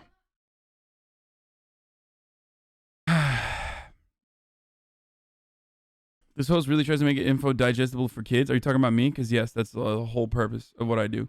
Problem with fixing the tax structure to make the ultra wealthy pay their fair share is that a significant portion of middle class and poor voters are somehow convinced that raising taxes on Elon Musk means that they'll pay more in taxes themselves. Yes, they do. That is rich person propaganda, and it is profoundly effective because America has sold you a dream of meritocracy, which is a lie. That like if you work hard enough, you will one day become Elon Musk, which you will not, okay? And also on top of that, that those people, because of meritocracy being a real thing, and because capitalism being the best possible system, economic organization of society, that like you, anne ya, çok bağırıyorsun ama. I can't even think yani. Okay, Jesus, sorry, my mom is on the phone in the background, and I can't think because she's like yelling on the phone. Okay.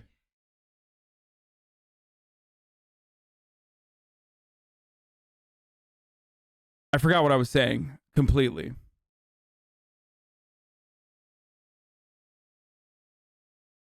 Anyway, how can you criticize capitalism if you benefit from it as well? I don't just benefit from capitalism. I exist under capitalism. There's nothing I can do about that.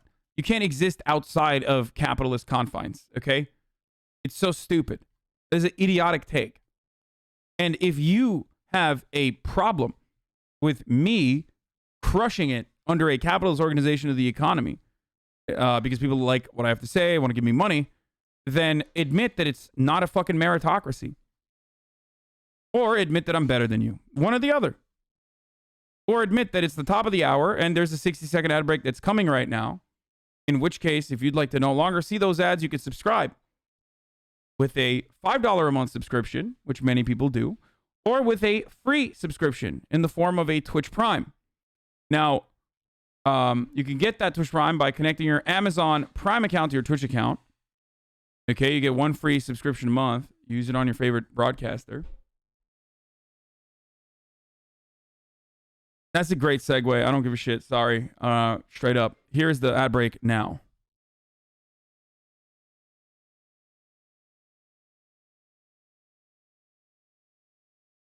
Anyway, as I was saying,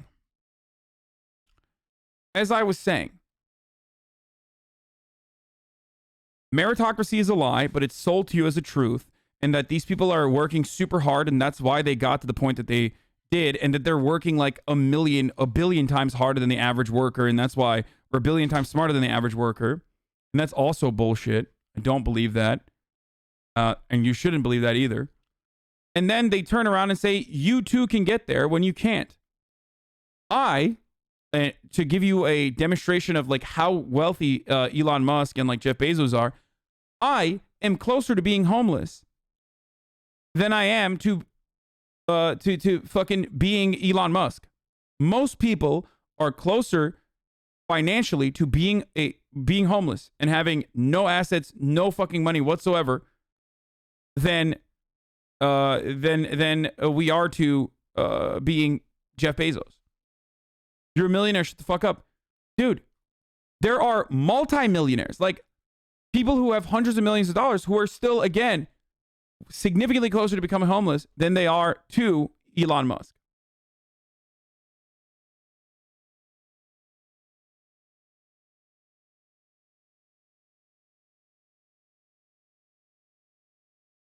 Most people are closer to being homeless than they are to owning like literally 1% of Elon Musk's wealth.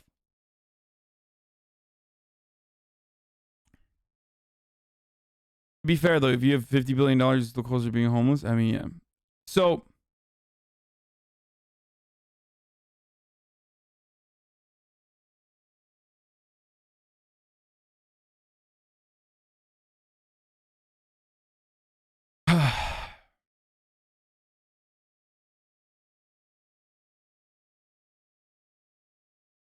most people can't grasp the difference between a millionaire and a billionaire. You should check out that site called Wealth to Scale. Yeah, it was my favorite Reckful video of all time, where he like shows you where he shows you like how rich, exactly how much larger $1 billion is than $1 million, and then showing that, and then demonstrating like how easily you can lose like hundreds of millions of dollars in the process. Dude, I tripped everyone out today. Here. And I'm gonna do it one more time because you didn't see it, Conrad. Ready? This is my favorite, like rest in peace, Reckful. This is my favorite Reckful video of all time. Here, I'll show you guys this one more time. Conrad, everyone knows this and you know it too, but when you see it, it's different. Ready? I like your ponytail. Here is $100,000, Conrad. Here, there it is. That's a lot of money. That's what we can hope at best to make in a year. You know, doing really fucking well after taxes. That'd be crazy to make in a year, right? Right. That's a lot of money. All right. Now, we have someone named Amhai who is top Twitch donator of all time. He has like probably $1 billion, right? Right. There are people in the world with $1 billion, regardless. Okay. Anyways, $1 billion, that's a big fucking number. We can see that there's a lot of zeros on top of the 100,000, but we don't really feel it. You don't really feel it until you go like this. You know it's 10,000 times more, but here. 1, 2, 3, 4, 5. That's 500,000. Copy paste that. That's $1 million. Okay. Then we have to go 2, 3, 4, 5. That's 5 million. Let's copy paste that. That's 10 million. Okay. Let's copy paste the 10 million. That's 20, 30, 40, 50, 60, 70, 80, 90, $100 million. Okay. Let's copy paste the 100 million. Okay. That's 200, 300, 400, 500, 600, 700, 800, 900, $1 billion, okay? And now I'm Amhai, and I'm going to donate Soda Pop in $100,000 like this. Was that the delete key? Yeah. And now we're going to try to find the money that we're missing now. Okay? It's on the right. It's on the right, I see it. There it is. You saw it. It was right there. But it's kind of hard to feel it. If I put it somewhere in the middle, you guys probably wouldn't find it. But you know what? You wouldn't find it for sure. Let's donate $2 million to my good friend Vinruki. And he could... Actually, let's donate this... Let's donate fucking $4 million. He could probably live a swell life with $4 million. Here, I'm Amhai. I'm giving Vinruki $4 million. Real quick. $4 million. I actually do not notice it's gone. I can never find it again. It's really difficult. Motherfucker, that's just $1 billion, by the way. Jeff Bezos has like 100 plus of those. You know, because it's just lines missing. I'm not going to count my lines. There's so many. Jesus fucking Christ. I could actually... Hold on. Real quick, let me buy like the most expensive fucking Bugatti or like limited edition Lamborghini for $2 million somehow. And let me just drive it over to like a valet. Let me leave it there, and I'm gonna get really drunk, and I'm gonna just I'm gonna go home with my friend, and I'm just gonna leave the Lambo there, man. I don't even want to pick it up, because you know what? Next day, let's buy another one. Okay, we got another Lambo. It's cool. This one has a nice... I like yellow. You know what? I don't like yellow. I'm gonna buy green. Okay, green Lambo. Okay, yeah, but obviously, it's not all in liquid assets. Great.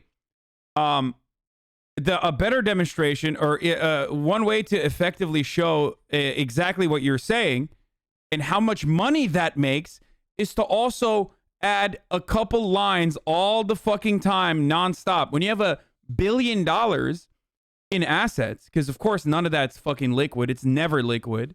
Obviously, it's not supposed to be liquid. The reason why no one who has $1 billion is liquid. Like, you don't get to $1 billion by just working hard and then having someone else pay you for your labor. Like, no one has ever become a billionaire off of their labor, exclusively off of their labor. That is completely psychotic. That is not a real thing. That has never happened, and it will never, ever happen. It can't. It literally cannot happen. People get to $1 billion through using their capital, okay?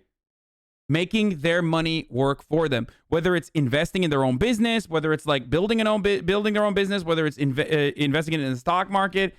No, J.K. Rowling did not become a billionaire from her labor. That is psychotic. A publisher didn't pay J.K. Rowling $1 billion. J.K. Rowling at that point was a business, okay? A business that relied on relied on producing books, printing them. A publisher might have given her a couple million originally for her labor. But there is not a single person that has ever made a $1 billion purely off of their labor. Okay? That's not a thing. It's licensing money. It's like fucking parks that they built. It's all this other shit. You're crazy if you think that like she was the one who made those situations. She was the one who personally handwrote every book. She was the one who made all of the theme parks. She was the one who fucking shot all the movies. That's not how it works. You don't become a billionaire working hard. You become one hardly working. She probably became a millionaire thanks to her books. No, she became a millionaire thanks to her books. And you can become a millionaire in this day and age because of our economy being so fucking broken. You can become a millionaire purely off of your labor. You can't become a billionaire purely off of your labor, though, because there needs to be someone who's your boss that's paying you. There needs to be a capital owner who's paying you for the value of your fucking labor that they themselves are exploiting and generating a fucking profit off of. And no one has that kind of money. In the future, we might.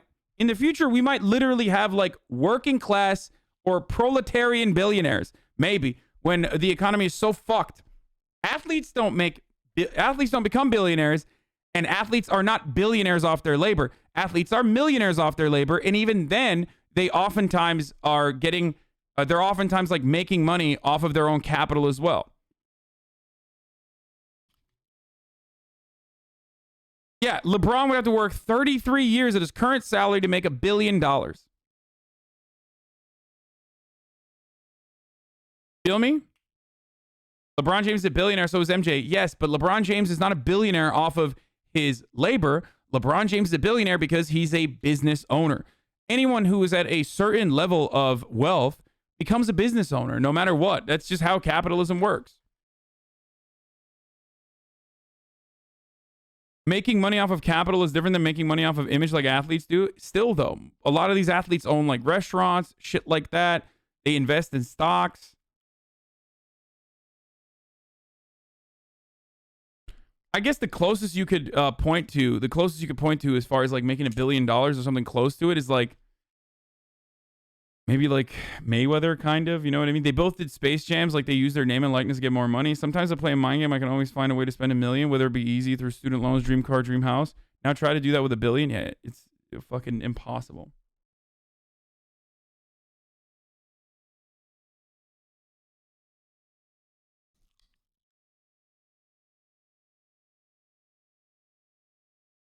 So you want the richest people to be entertainers or athletes, right? What? No, I'm not saying that at all. You're not counting creating and running your business as labor, which is fine, but you should explain that. Creating your own business and running it as labor. I mean, it's work. You're putting in work to run your own business.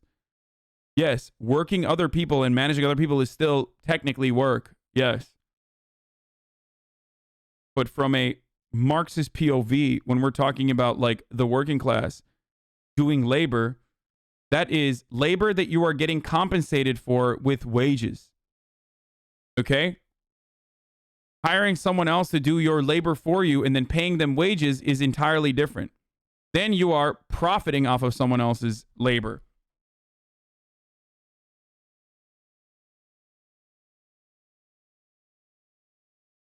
Anyway. Managers don't work hard at all. I mean, Mayweather definitely has made $1 billion from purses, but he was likely a billionaire before he ever made his $1 billion from boxing. Let me just normal price Lambo. Let me buy a normal price Lambo for like 5 of my friends. It's like 300K. Okay, 300K there. 1 friend, 2 friend, 3 friends. Okay, let me buy it for the rest of you. There you go. You guys all have Lambos. Oh wait, I want another Lambo for myself. Okay, there we go. We're chilling. Okay, let me see if I still have any money left. Hold on. Looks like I got a little bit. Can you address that? It's all tied up in assets, therefore it's not actually theirs argument. I mean, they can fucking, they could turn it into cash, as Jeff Bezos does regularly.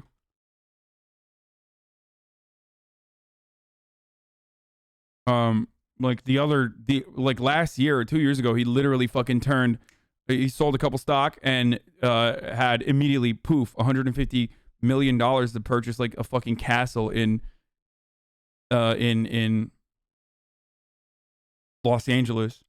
He only liquidates $13 billion a year.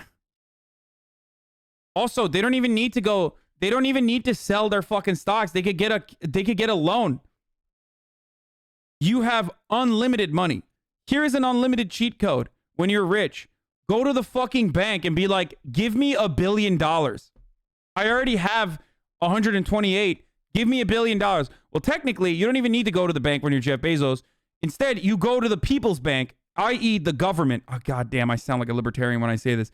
Infinite money glitch. Go to the government and be like, sign off checks in one of your consultancy fees to the tune of $100 million to some like fucking luxury interest group, K Street firm. Then they'll go to the government and be like, you need to give Jeff Bezos $10 billion for his Blue Origin space travel initiative.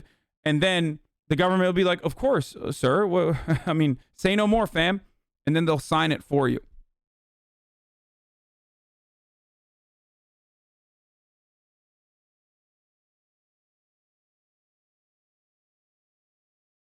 Chat, besides his fiduciary duty, he has to his investors all his what?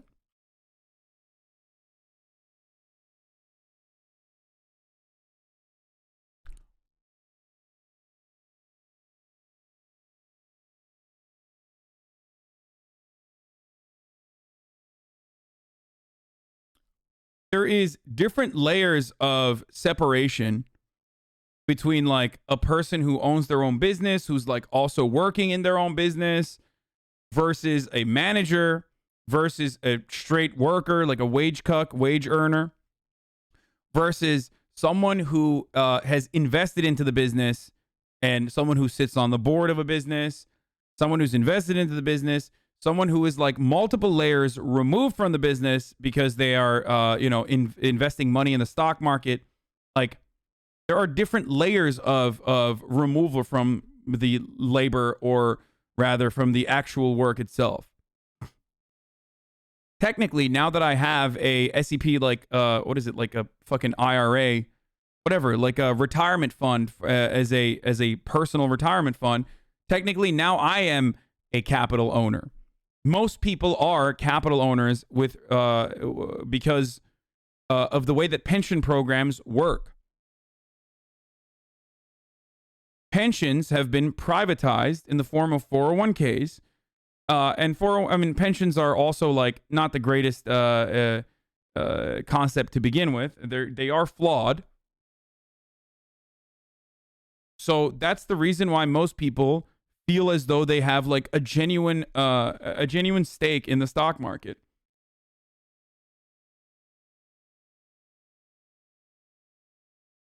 Can you explain how taxing capital gains isn't double dipping? My roommate always thinks he's owed me by saying that. Why?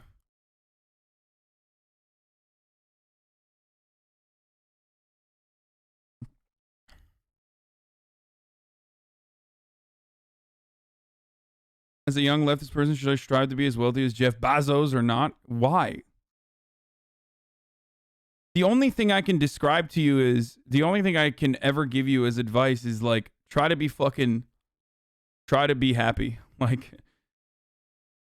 life is fleeting, it's short, it's stupid, there's a lot of pain and suffering, and, just try to be as happy as you can.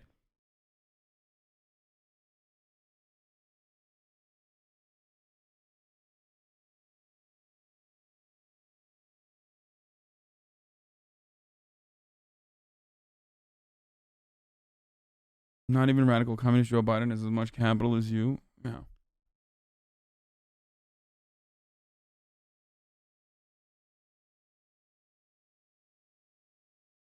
Anyway, fun to calculate. If you make $10 million every year since the pyramids were built, you would have half the money Jeff Bezos has.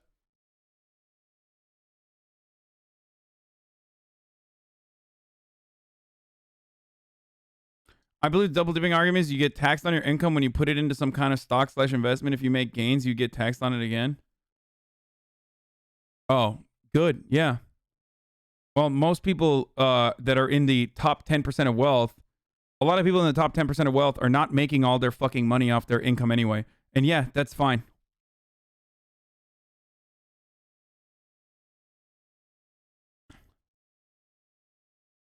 Especially because they're not fucking paying anything on income tax anyway.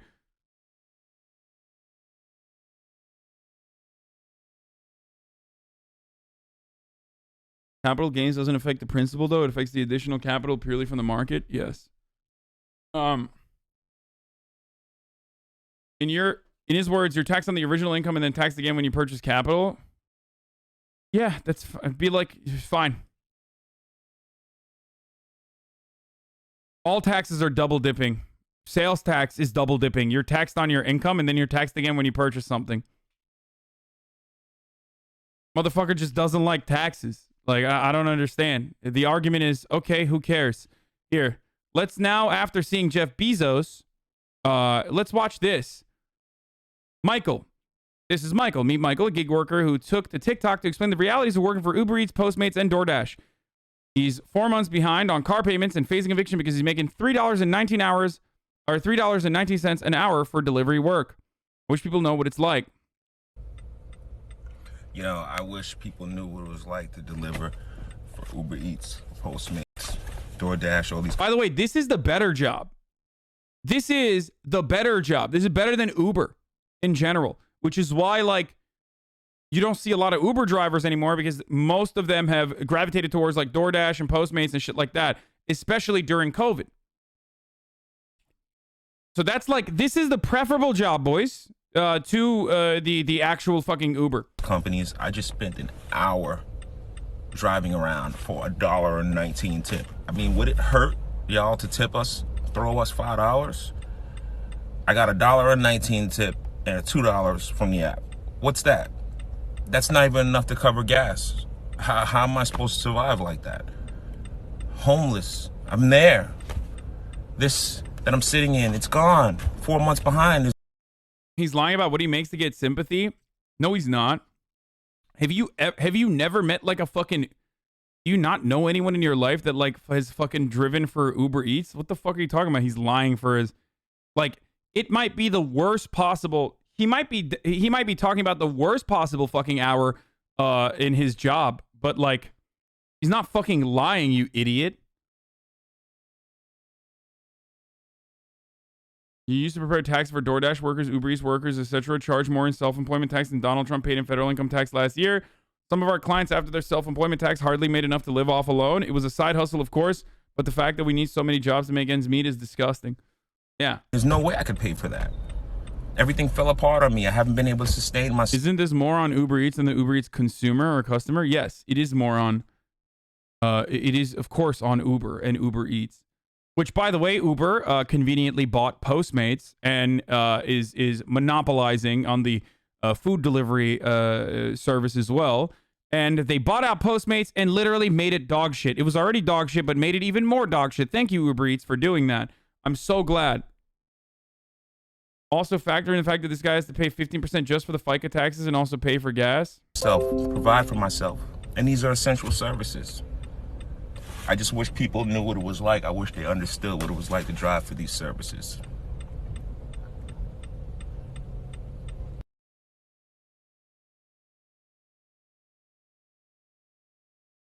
I'm being honest, dude, but I sometimes fucking hate new people who discover your stream and they say shit like this Uber driver is making up how little money he makes. Fucking callous assholes, man. I mean, yeah. I mean, we got a lot of neats, man. They learn. You just gotta take the blows. As someone who worked Postmates a while, don't fucking order food if you can't tip $5 at least. I mean, it's not just on the fucking people who are ordering the food, boys. Like, it's absolutely unfair that these companies that are making billions of fucking dollars can't at least have like a certain amount of wages that they're guaranteeing drivers. You know what I mean? And I say this as someone who is laying down fat fucking tips because I can. But it doesn't mean anything. Like, I'm one person. There are some people who just can't fucking tip that much. You know what I mean? They just don't have a lot of money. What are you going to do? This America has tipping culture that takes the responsibility away from the fucking businesses and pushes it back to other customers who they themselves in a lot of instances are workers themselves. It's such a weird fucking dynamic where people are just like, if you don't go out, you don't go out if you can't fucking tip. It's like, okay, I mean, I've been poor as fuck and I always have tipped no matter what happens. I've never been in a situation where I'm like, I'm just not going to tip because I don't have money. That's fucking bullshit. However, having said that, like, our tipping culture literally is a capitalist product.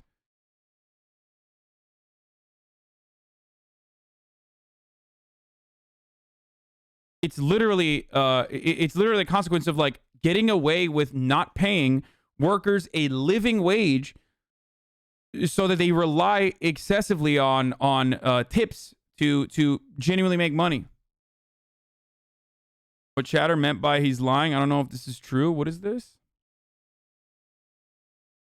I drive for Uber Eats and I can confirm he's lying his ass off. A 1 hour drive will always give more than $2 base pay, even without a tip. Want some proof? Here. First delivery, 5 miles. Second delivery, 1.5 miles. Third, 3.3. That's 10 miles for $30.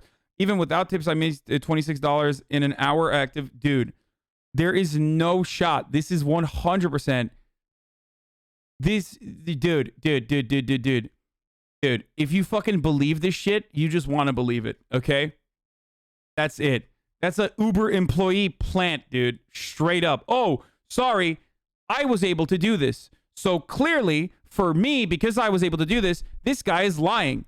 That's literally just you wanting to fucking not believe this person.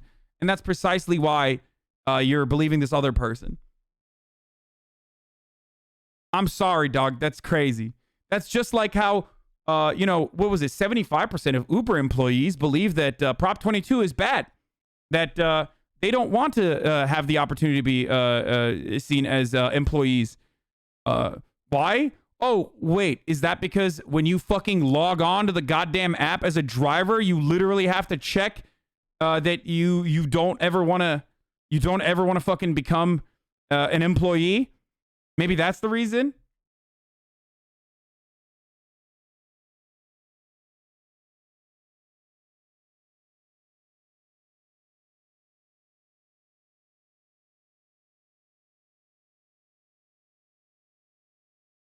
You see the guy on Twitter with a screenshot of him getting paid negative $2 from a 13-mile trip?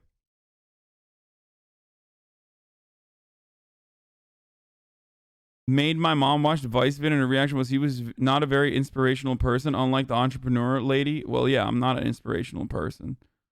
I want to see what else this dude is fucking posting about.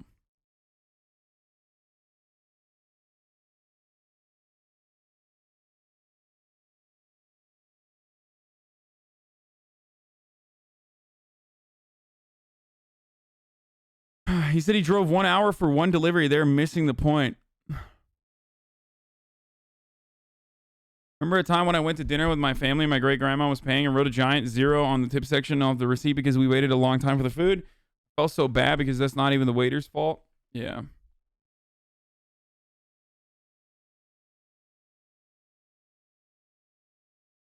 Keep in mind, Uber is still in debt after all this. Yeah.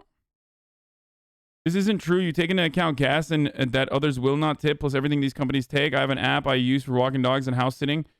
The company will make you pay them just to be checked. Plus, they take money every time you earn. And if you ask me, it's way too much. Yeah. Why do people do these jobs? Because you fucking die if you don't, dude. That's why. Why do people take on these shit fucking jobs where you literally sometimes lose money? Because you fucking die if you don't. What do you think fucking food grows on trees, dude? Try to pick an apple from someone else's yard. See what the fuck happens. You think shelter just magically appears on top of you? Yeah, say it does, dude. Yeah, no, literally. It does, right? Food just literally grows on trees. Go find a fucking tree with fruit on it. See if you can pick it. It's behind an enclosure. It's behind someone's private wall for the most part. Good luck. That's theft, brother. You can get shot now.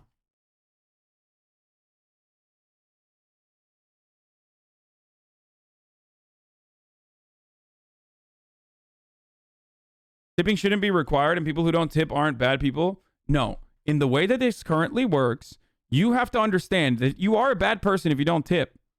You're literally a bad person if you don't tip because you're saying, I don't give a fuck about the work that you put in. I don't care if you die. In America, if you don't tip, you're a bad person.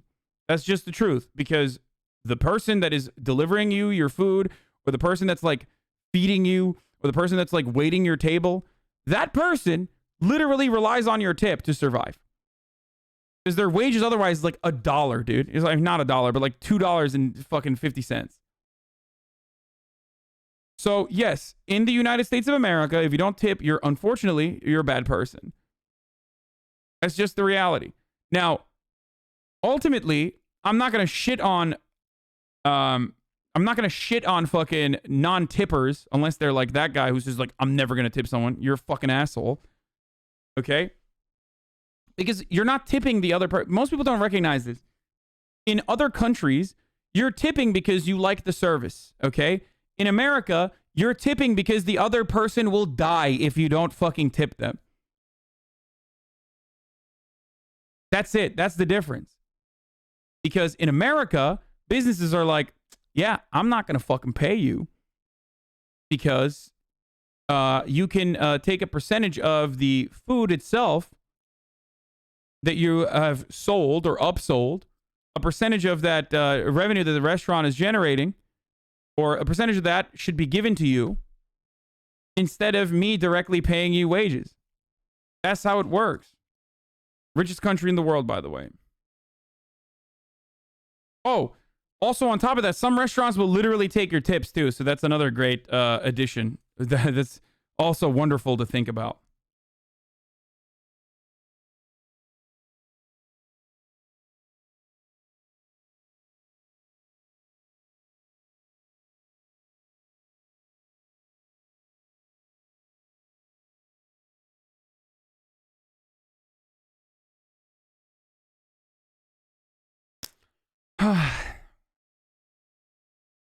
That's why when we talk about like restaurant wages, like I've talked to you guys before, like $7.25 plus tip is like a fat fucking waiter wage in comparison to like other places. And people will be like, what? $7.25 an hour plus tip is like a fat fucking waiter wage? Most waiters would fucking love that. Like most waiters would fucking lose their shit at an opportunity to make $7.25 an hour guaranteed, and then also on top of that, like all their tips. Usually it's $2.25 to $3 plus tip. That's usually like, I don't know what the fucking, I don't know what the base wages are for tipped jobs.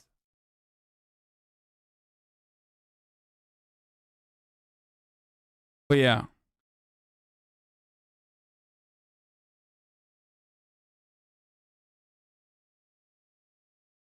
Have you ever refused to tip someone for any reason? No. I always tip, but I mean, I don't think that makes you a good person or anything like that. Like I said, I think it's just like this person will fucking die, dude. I don't think anyone has been so bad at like their job that it made me feel like they should not eat that night. You know what I mean? That's my mentality.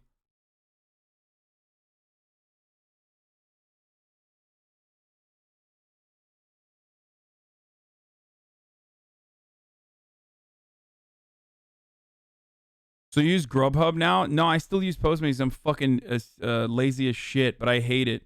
Don't you have a minimum wage of $7? Yeah, but when you have a tip-based job, that then you can justify paying less because your hourly wages are higher than the minimum wage, or at least like you have the opportunity to make higher than the minimum wage. Some places will guarantee a minimum wage no matter what, even if you don't get that money with your tips for that hour. Yeah, some restaurants will just not pay the difference, though. So why aren't we criticizing the businesses for setting such low wages as opposed to criticizing the consumer? I am criticizing the business, motherfucker. What are you talking about? I literally said that. Imagine if Twitch wages work like that. Like what?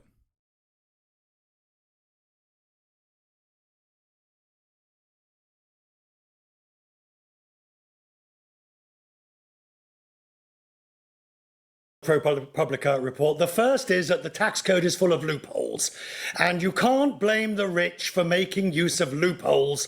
Remember the old saying, you know, there's nothing wrong. Why not? How are you not going to make blame the rich for making use of loopholes when they wrote it, you fucking jackass? I can't believe this guy is the editor at large, dude. Imagine having such a large head and not having anything inside of your fucking dumbass cranium. Oh my god, dude. Go back to Britland, brother. Okay? Fucking Tory Andy over here. Jesus Christ. Wrong with avoiding tax. Every person's duty is to avoid tax. The problem is evading tax. And the reality here is that... What do you mean? Why are you malding? Of course I get fucking mauled. Of course I mauled when I hear rich assholes on fucking CNN literally get paid six-figure salaries specifically to make it seem like rich people that are writing the fucking tax code specifically to benefit themselves are somehow abdicated from the responsibility of said tax code being written, and you know, they're just doing tax avoidance. They're not doing tax evasion. They're doing tax avoidance. Bitch, who wrote the fucking code? Motherfuckers that are working for them. There are loopholes in the system which these people have been able to exploit. And I'm not sure you should blame them for exploiting things. You can blame them for lobbying. You can blame them for putting them there in the first place, for arguing for them. But they are there, and Congress can always remove them. The second thing... I don't understand. I'm sorry, sir. Do not blame me for being arrested for masturbating in public. You can blame me for having my dick out in public. You can blame me for putting my hands on my dick in public. But do not blame me for getting arrested for masturbating in public, sir. What do you mean? It's like you're literally describing the steps that we should be criticizing while simultaneously saying, like, you should not be criticizing them regardless. Sorry, I was just having a bit of a wank, sir. I was just having a bit of a wank in public. I say good day, sir. Good day to you. I was simply having a dick quest. It is my name after all. Thing is, I think taxing on wealth rather than income does create some difficulties, because what you do when the wealth goes down on those years, do you then, as Donald Trump did, manage to claim a tax loss? A tax loss, by the way, that Donald Trump was able to roll forward for many years thereafter. Taxing wealth is a great and beautiful idea, to quote the president, perhaps, the former president, but the reality is... Sir! Autoerotic asphyxiation is my kink. Why are you kink shaming me? I'm going to keep talking about this.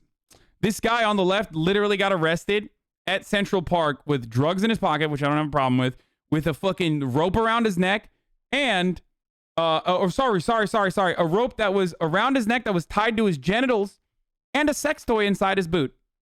That guy who's talking right here. So when I was making that, like, public indecency arrest joke, that was actually what he did. Yeah. Sir, I do declare that I was on a dick quest. This is my name, after all. I'm British. It is my culture.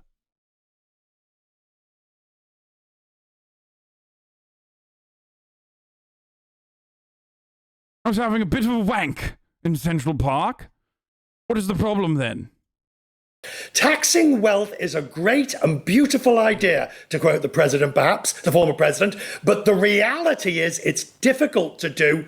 There are inherent problems, and the loopholes still remain. You start with the loopholes, and then you worry about the wealth. Catherine, ProPublica writes about quite an interesting year for Jeff Bezos, saying, quote, in 2011, a year in which Bezos' wealth held roughly steady at $18 billion, Bezos filed a tax return reporting that he lost money. His income that year was more than offset by investment losses. What's more, because according to the tax law, he made so little, according to the tax law, he even claimed and received a $4,000 tax credit for his children, unquote.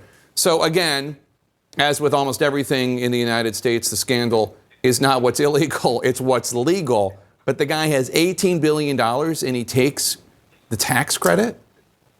Yeah, you mentioned exactly the phrase that I was going to offer up, which is that what especially when it comes to the tax code, what is scandalous is what is legal, not what is illegal. And by the way, I should disclose Jeff Bezos personally owns the Washington Post, which I work for.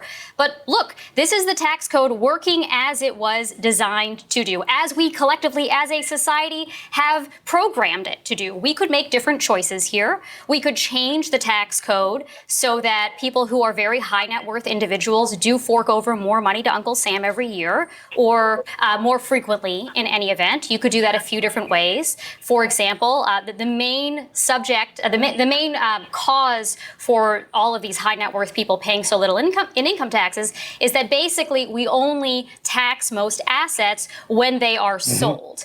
This is called the deferral benefit. So you could get rid of that deferral benefit. You could do mark to market for assets, which is complicated for a lot of reasons Richard, I'm sure, can go into. You could have what's called a retrospective wealth tax, which is when these assets are sold, you kind of like work backwards and figure out how much they would have paid if they had marked to market every year.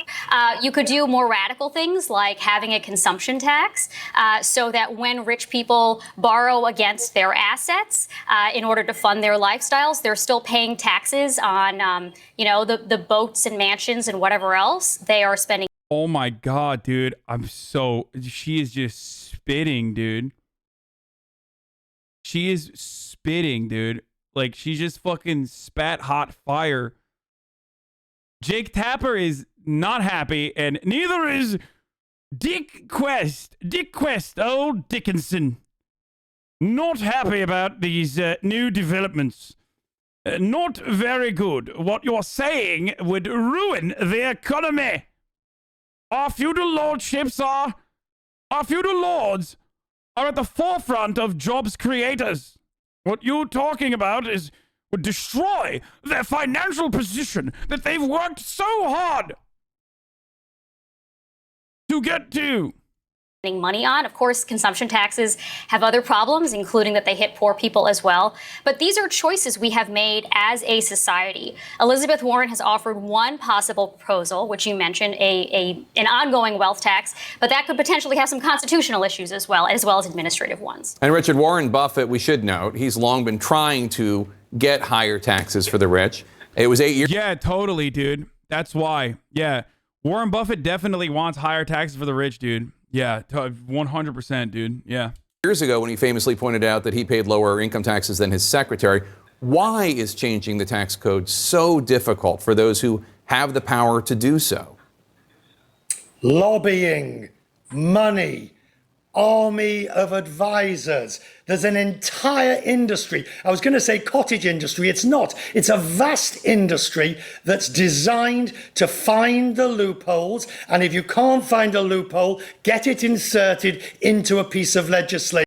It is mind-boggling that, like, he recognizes it. He's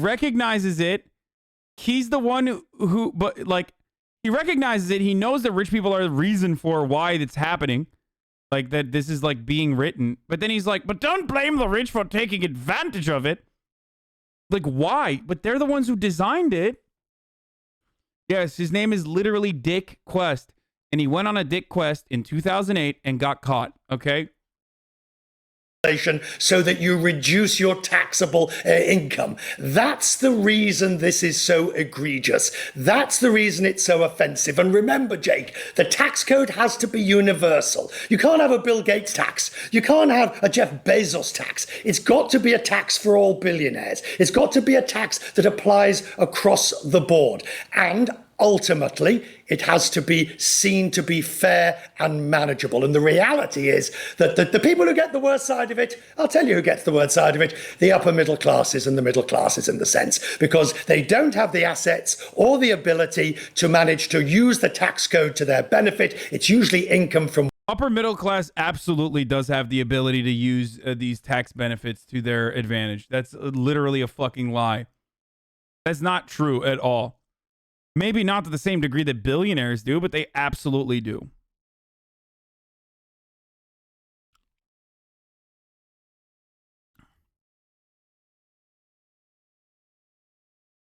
He speaks in such flagrant innuendos, mate. Wages, whereas the super rich have this wealth investment income, or not income, asset gain, and they manage to play it to their benefit. But until Congress does something about it, it will. It's like Israel-Palestine. To talk about yet another issue that Jake Tapper absolutely fucking despises. It's like Israel-Palestine, okay? Those tax codes are being written in a certain way where avoidance is expected. Who's doing it? The rich are doing it by way of lobbyists. Why are they doing it? It's not like it's a fucking... it's not like it's a natural phenomena, okay? Just like when Israel says, like, we had to blow up these children because Hamas is using them as human shields, like, it's not like Israel's rockets are a fucking naturally occurring phenomena, okay? Like, someone is saying, we're going to blow up these babies. Just like someone is saying, rich people are saying, we're going to write the tax code in a way where we could just fucking completely hide our assets or get away with paying so little of the overall revenue that we generate year over year.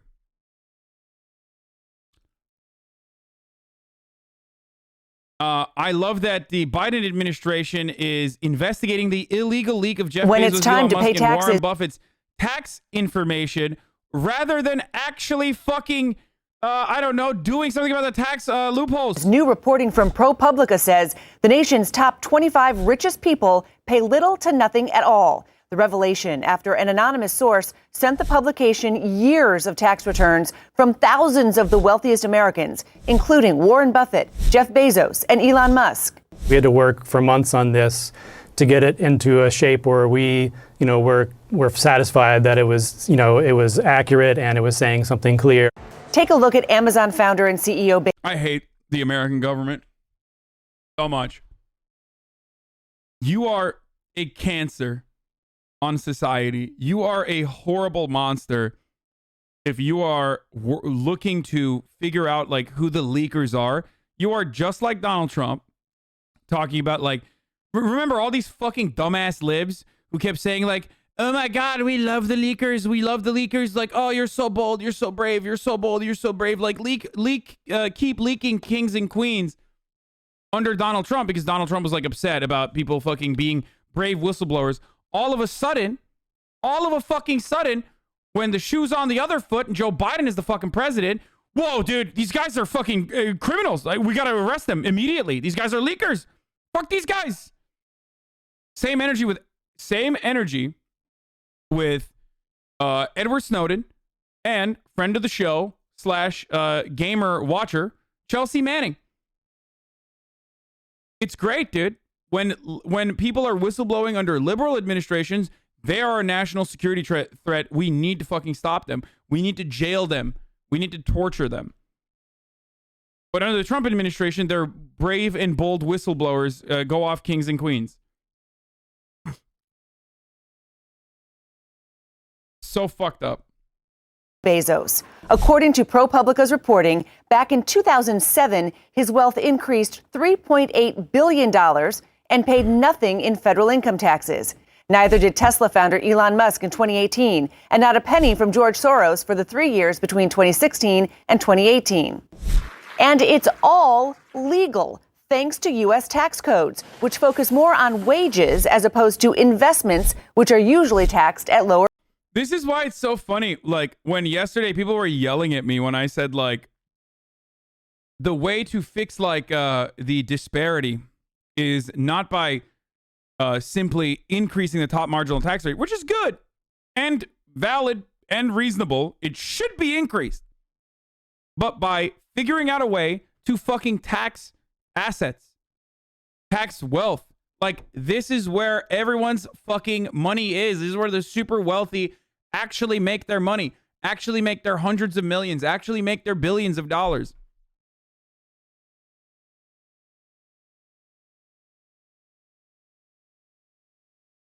And motherfuckers were like, oh, dude, Hasan, you're simply taking this opinion because you yourself are a Twitch streamer who makes a lot of his money off of his own labor. That's why, dude, right? That's why I'm saying that.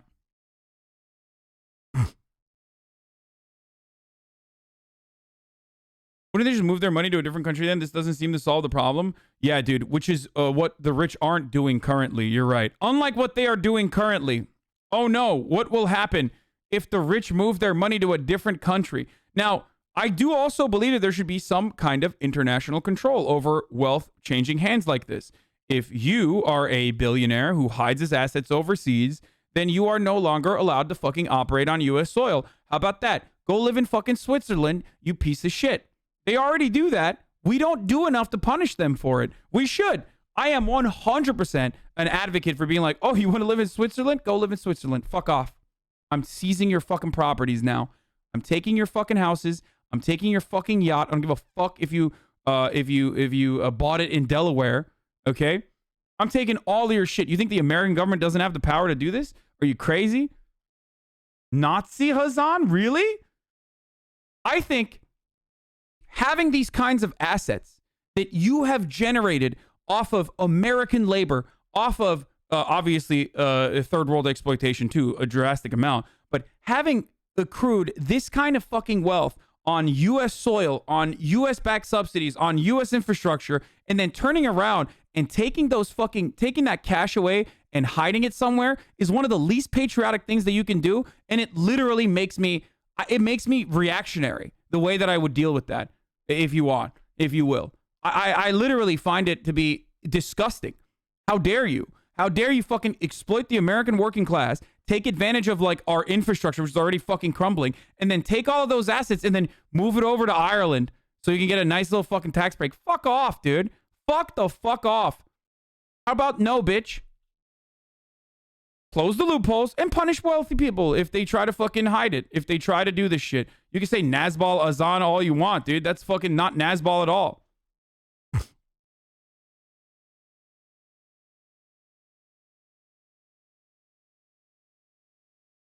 So you'd ban SpaceX, lol? What an idiot. What? Yeah, I know, dude. It would be so terrible if, we didn't outsource our space program to SpaceX. If you consider that to be Nazbal, then you don't fucking understand what I'm saying.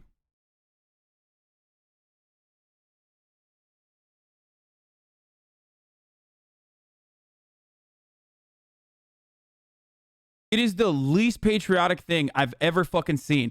Like, people constantly talk about like, what if the rich people leave what if the rich people leave California? What if the rich people leave fucking LA? What if the rich people leave America? It's like, do you think this is a normal way to do work? Like, this is a normal economy where, like, the wealthy have us hostage? Like, they literally have us at gunpoint that, like, they will take away the fucking breadcrumbs that they allow the American government to have? Like, you think that's a reasonable way to operate, dude? That's fucking psychotic. I think China does do a very good job with this, if we're being real. Straight up. I'm sorry. Yeah, I'm being a little dengist here, but yeah. Oh, I'm sorry. You don't want to pay your taxes? Well, I mean, China also does other shit like, where is Jack Ma? Who knows? Oh my God. He's just on vacation. He'll be back soon to speak the glories of the Chinese Communist Party and Xi Jinping. But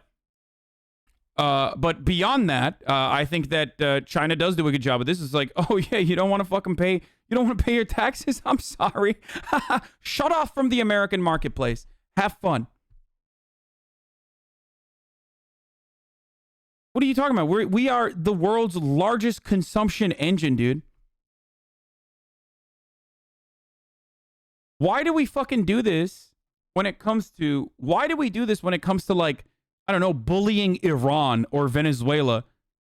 But we can't do this for, like, actual... we can't do this for, like, actual businesses that genuinely steal money from the American working class all the goddamn time.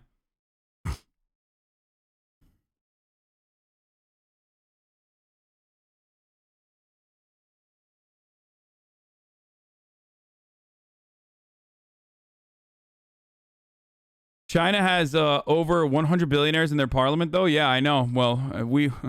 Listen. China has over 100 billionaires in their parliament. Guess one of the most famous ones. Guess where one of the most famous ones is right now. You can't. You have no idea where he is.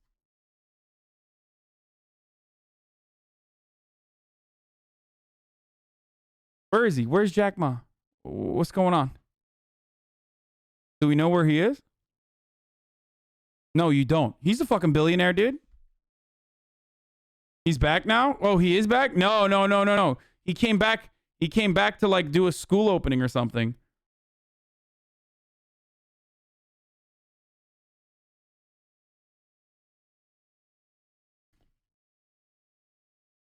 But the rich got rich by exploiting third world countries and cheap labor. You draw the line for American labor? No, I do not.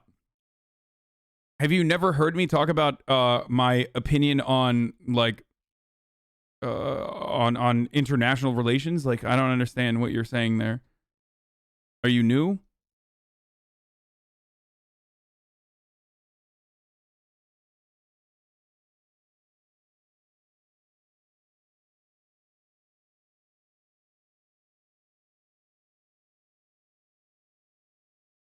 No matter what happens, it is wild to think that like a fucking outspoken Chinese billionaire was literally fucking sent to Lake Laogai for, you know, for his crimes against Ba Sing Se.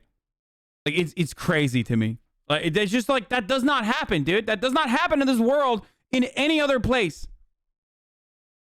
They sent the motherfucker on vacation, dude. Come on, dude.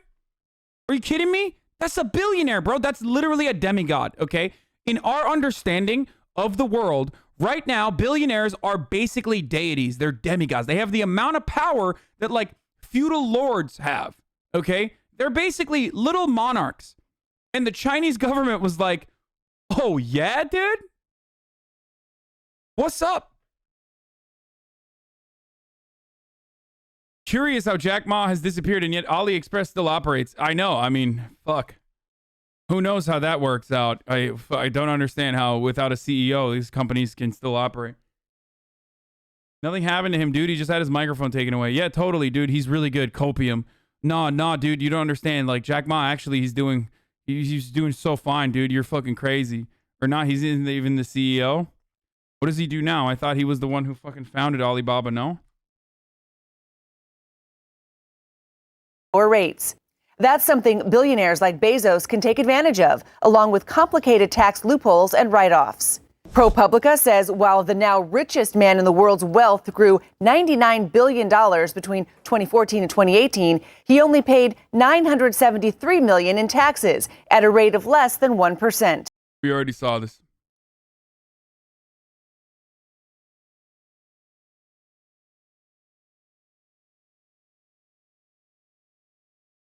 Anyway, but I doubt the ordinary people in China received any more benefits from the tax they collect from billionaires. What? Are you fucking insane?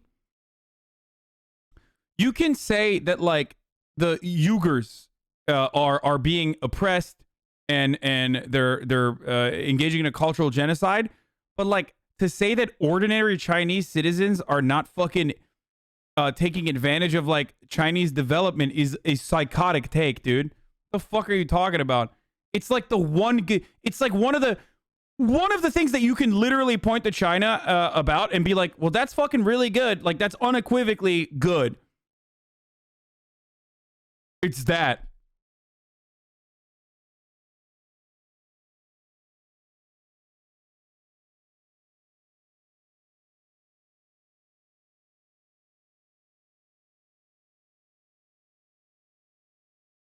Capitalists love talking about how many fucking how many people have been raised out of poverty, and then turn around and simultaneously be like, dude, capitalism has raised so many people out of poverty, like it's so sick, and then literally turn around and be like, China's not doing enough for his poor people. Bitch, look at those fucking people getting out of extreme poverty numbers without adding China. Just go ahead. Take China out of the equation. See how many motherfuckers got raised out of... See how many motherfuckers got out of poverty without China. What are you, fucking nuts?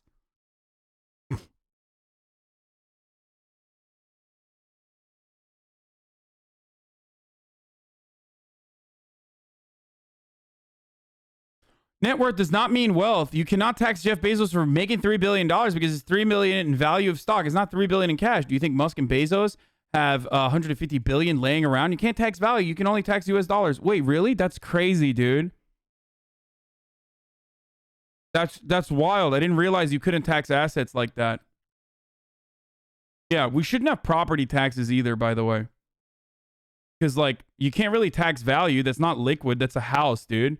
How could you ever tax a house? I don't understand. It's not literally a cash. It's not like literally fucking cash in your pocket. The only thing you can tax is cash in your pocket. Property taxes are also theft.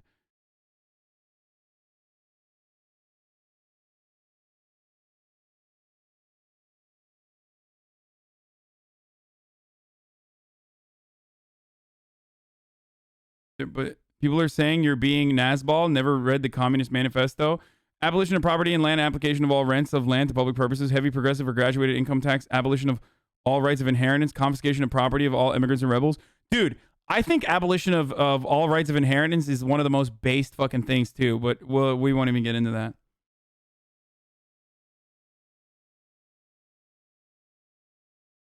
Yeah, chatter.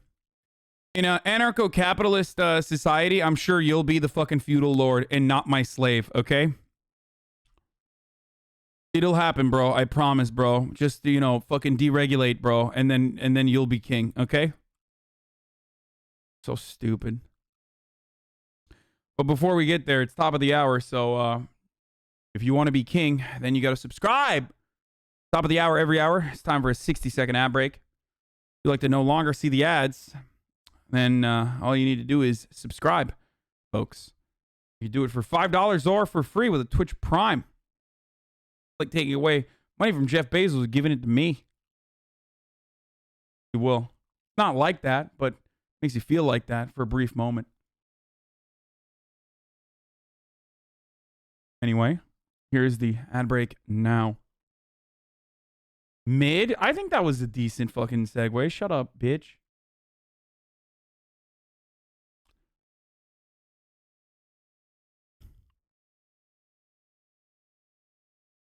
Motherfuckers say Eastern Europe is poor shit because they were socialists, but they're like literally that because of capitalism.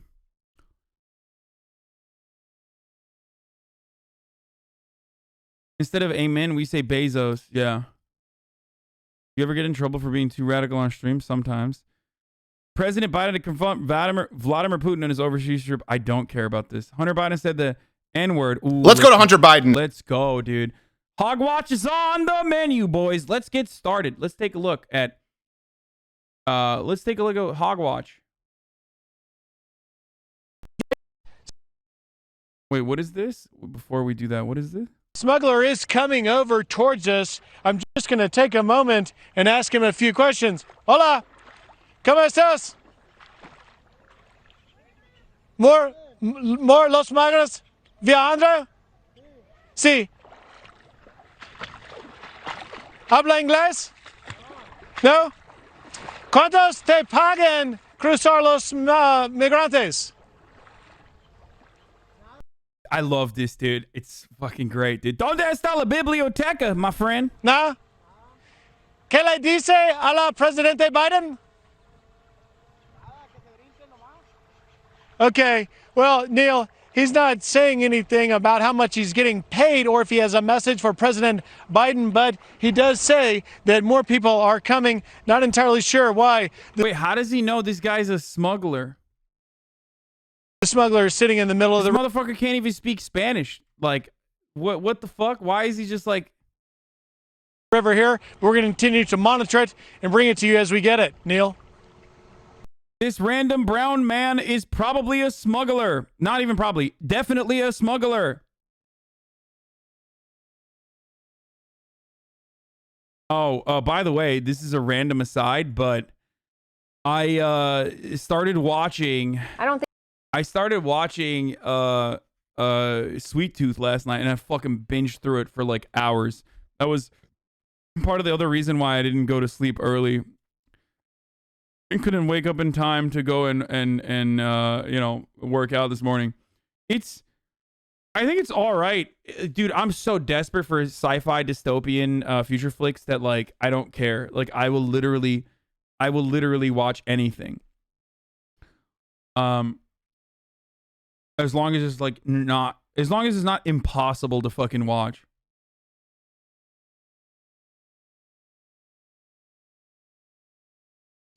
The most outrageously insulting part of that Pepega take is that they functionally have access to all their worth whenever they want. Jeff Bezos is sitting there with 150 billion in stocks and is checking out with $10.56. Yeah, no, Jeff Bezos is actually poor, dude.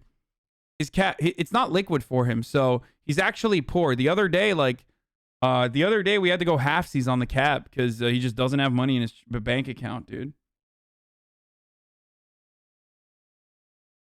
Literally doesn't do anything new in the genre. I mean, it's fucking introducing furries into the genre, so there's that.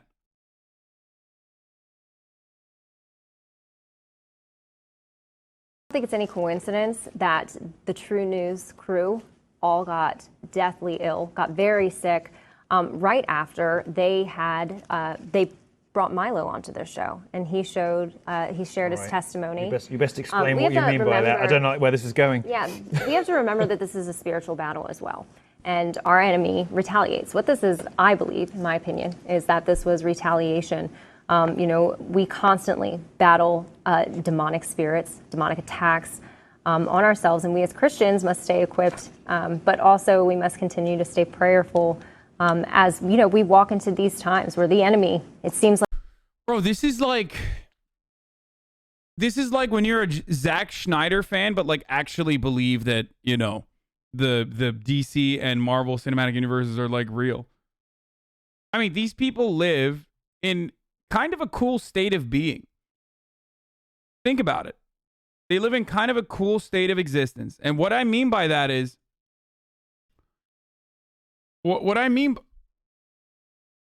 Snyder, not Schneider. Okay, whatever. Shut up. I'm Turkish. What I mean by that is like, dude, they literally think like the universe is operating in this like mystical way. Okay? I mean, that's kind of cool. At a certain point, you got to be like, you got to recognize that, like, that's kind of cool. Like, there's spirits, there's demons. They're fighting like this massive battle all the time against like fucking demons. Like, it's like a kid. They were able to maintain their childlike wonderment, and now they still live in that world. Now, we all do this in different ways. That's why I mentioned the MCU shit. And I'm not saying this for like all religious people. I don't think that like, it's like, I don't think that every Christian believes that like fucking the Easter Bunny is real or Santa Claus is a real person, right? So there's a difference between what this is and like what the normie religious person is who's like, I think God is a real thing and I will pray to it, okay? So don't fucking make it seem like I am, saying that like all religious people are believing in like sky god people, blah, blah, blah. You're strawmanned. Those aren't in the Bible. Okay, but like most Christian people aren't like literalist about the Bible, dude. Every Christian isn't a fucking Baptist automatically. So shut the fuck up. That's the point. It's like he has the upper hand, but it was no coincidence that Rick and his crew are in the situation that they're in because they stood for Christ and had, the spine to bring Milo on and share his platform and his testimony. Milo was somebody who belonged to the darkness. He was already Satan. He was Satan's favorite sodomite, wasn't he? And he was Satan's favorite sodomite. Probably we took him back. Probably Christ because, took him back. He likes music and good jokes. So, how do you feel about Christian women? I love white women. I'm just kidding, dude. I shouldn't have said that. Chat claims that I do. Oh my fucking god, yikes.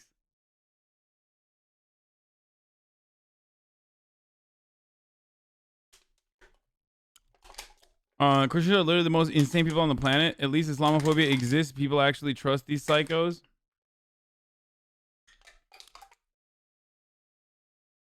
Okay. Okay, listen. Milo's straight now, by the way.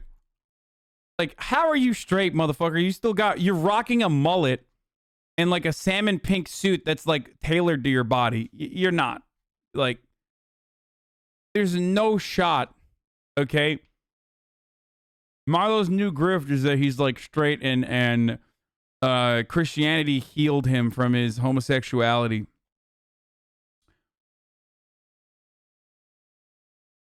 This shit is actually in the Bible. There are tons of verses about spiritual warfare. Most American Christians do take it literally. Most American Christians don't take it literally. Fellas, is it feminine to get close to it? Fellas, is it feminine to be gay? Okay. Let me just flip that on you real quick, dude. Wow, I didn't realize being gay meant you're feminine. Oh, fucking own, dude. Just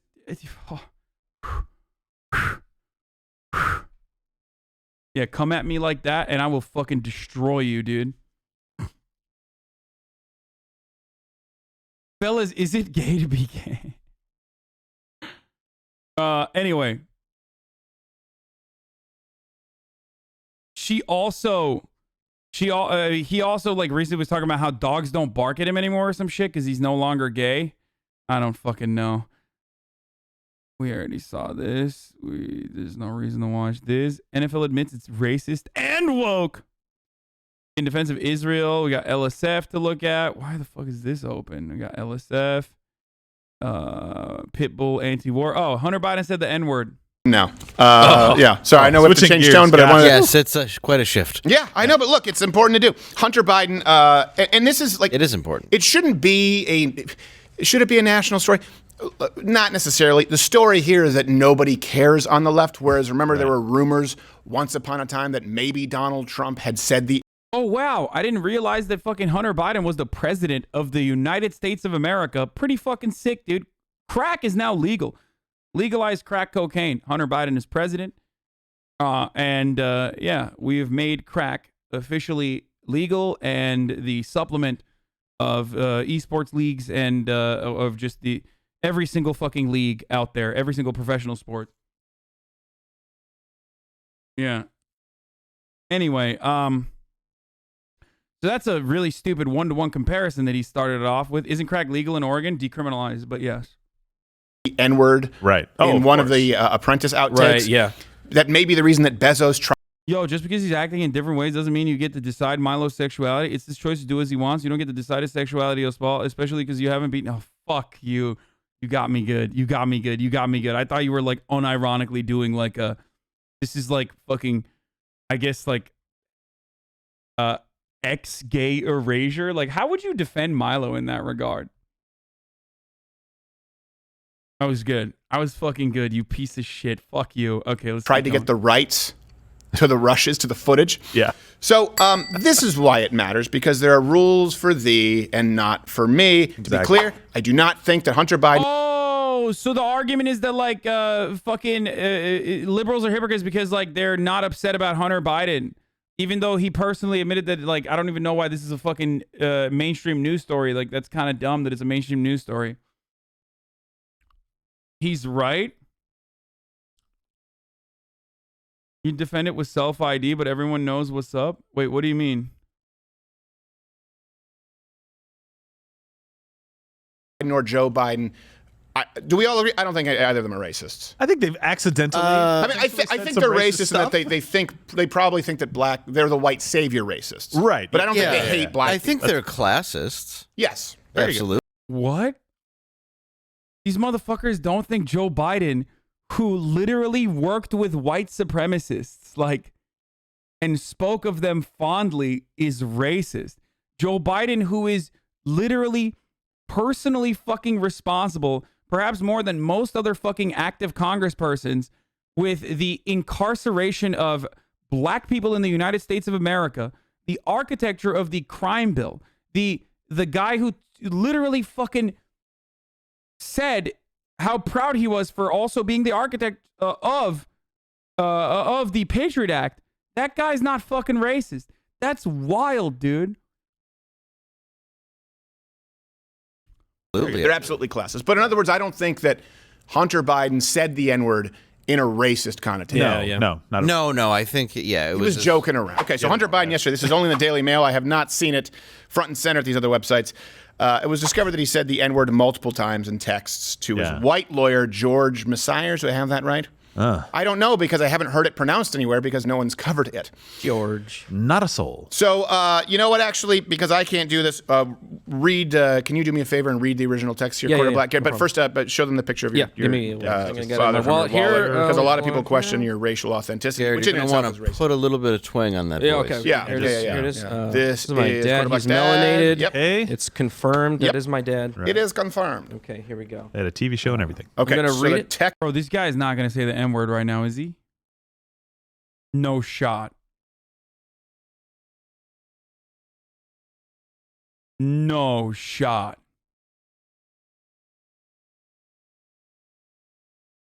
What?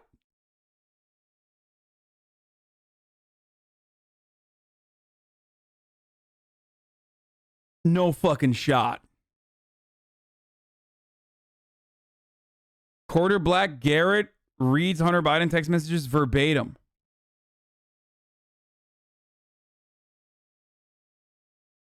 What the fuck, dude?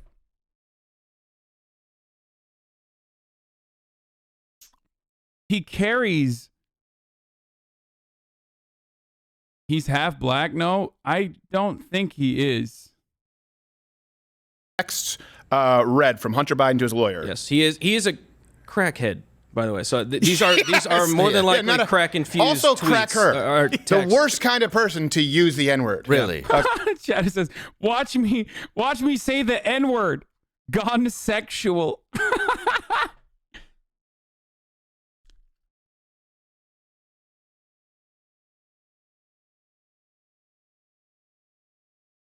So, crackhead. And Dave, could you help me out in this? I'd be happy to. Well, these are the original ones that people may not the have actual heard. ones. These are also all sent from a cricket phone. Is that correct? Here we go. First one. Nigga, you better not be charging me Hennessy rates. Oh, I didn't know that's, when we were that's on. racist. No, these are the actual text. That's the actual text. That's the... Wait, these guys are saying that's racist? But, like, he literally does, like, minstrel shit. Like, Steve Crowder thinks saying, like, oh, use a jive turkey and shit like that is, like, the peak of comedy when talking about Barack Obama.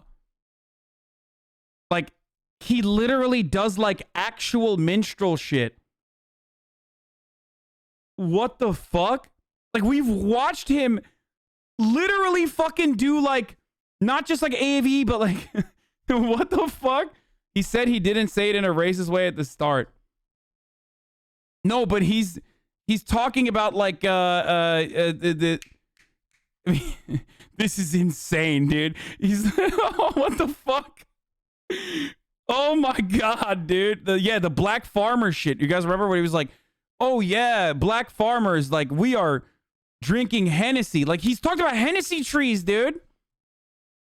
You can look on the map that's right the there. first one. We'll get to the. Oh, you know, I'll read the other ones then. That's not. I didn't get those ones. Okay. Oh, Do you have the actual? Do you have the full text here? I've got the full text here. Do you have the lawyer responding? I've got the lawyer responding. All right, as well. read all of it then. Okay. OMG, nigga. Bro, I just gotta say something. If you find yourself in a situation where you have to show a picture of your fucking dad to be able to say the N-word, then you it's probably not great to say it. You know what I mean? I had to stop for a second to just mention that because it's like, I mean, I don't know, man. It's like kind of weird to just like do that on a public broadcast, especially a reactionary public broadcast. You know what I mean? Like,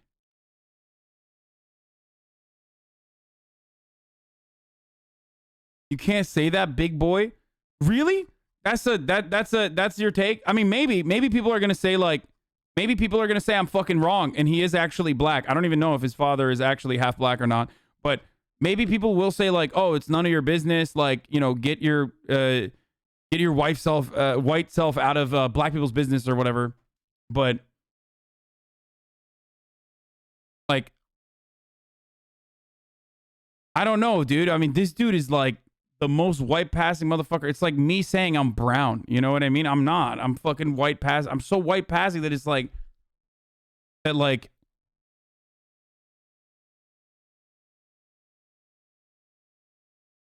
had to get a token guy who's only 25% token conservative to read the N-word lines. I mean, he's white. Like, I don't even... I mean, he's white.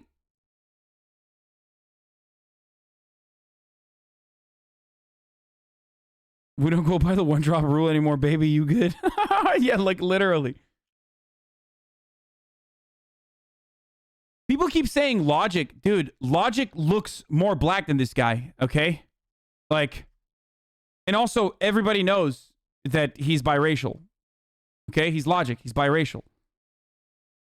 So I don't know what you're talking about. Does Logic say the N-word, actually? I don't even know. Does he? This is like Elizabeth Warren being like, I'm Native American, dude. Like, so I should get the benefits. Do you see what I'm saying? Like, this is like when your 22andMe comes back and it says like you're 3% African or something, and you're like, all right, well, you know, N-word pass acquired. Did you just fictional? These are crack infused, okay? Yeah. Did you just fictional character from the imagination of the collective frightened, and my dead brother's unconditional love is what I should rely on, and my kids aren't children, George. The most offensive part of him. this is the sentence structure, and that someone unknowingly would read this and assume that it's a black person writing it.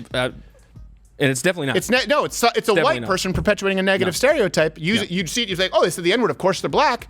This is horrible. We need better educational systems in inner cities. No, it's a white guy who's smoking palm or a soft Gouda. This next one's not too bad. That's funny though. Is that he's trying to act like he's sober. Right. He's like, it's unconditional love. I found God. Like, I don't think you have. Yeah. Next one's not too bad. He just says true dat. Yeah. What? And he also says nigga. So true dat nigga at the end. Yep. That's Hunter. This is all Hunter Biden. I know this lawyer's like $800 an hour, and it's still not worth it.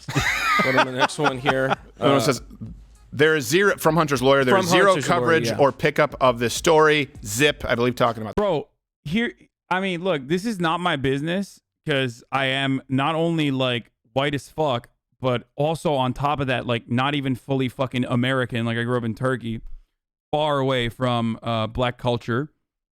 So my understanding is like mostly in the framework of media.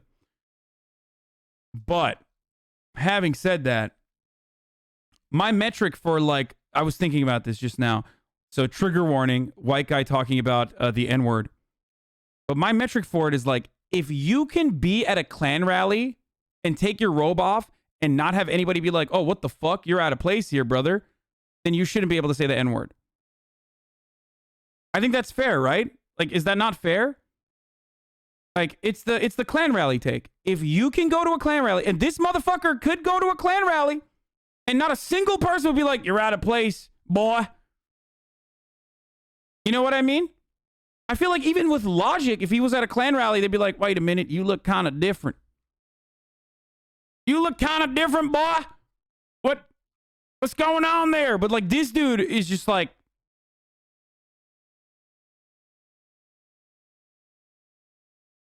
he would fit in. They'd be like, hell yeah, that's Garrett. That's our favorite.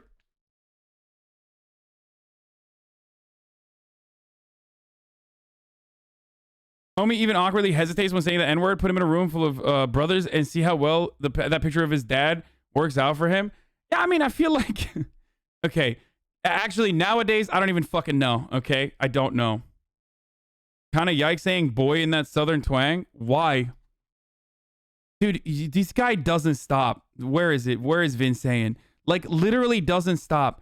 He has been a dedicated 11-month subscriber who literally just, like, has been in here and paying me money for 11 months at this point, specifically so he could just keep saying, like, shit that... And he's not even, like, a leftist chatter. No. He has, like, the dumbest takes. Like, always.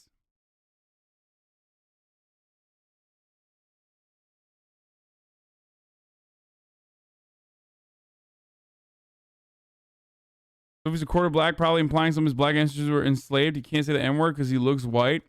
See, that's why I said. That's why I fucking said it, dude. That's why I said it. I know for a fact people are gonna get mad at this. This is like discourse. This is like intra-community discourse. So like, even when black people are feeling some type of way about this, and have different points of view on this, like everyone's gonna get mad at me, a person who is very clearly white. Having this kind of take.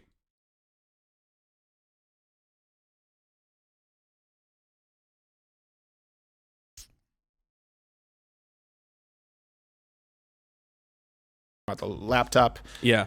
To which Hunter replied, "Wow, thank you, Michael Cohen."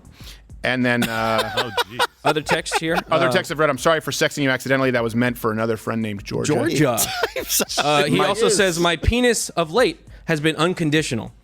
Whatever that means. And then it's a big penis, George. I only love you because you're black. Yeah, which is, look, well, I guess that's sort of reverse racism. It's weird. Yeah, that's love, right? Yeah, it's love. So we can give him the benefit. It's love. It throws you off with the repeated use of the N-word, I guess. But hey, you know what they say with this, obviously. I want to be clear. It's not his fault. Like father, like son. Out of a liberal instinct for love, brother, and humanity, although I think that's a good instinct, but for simple, pragmatic reasons. If we don't, how about you don't tell POC what they should or shouldn't say?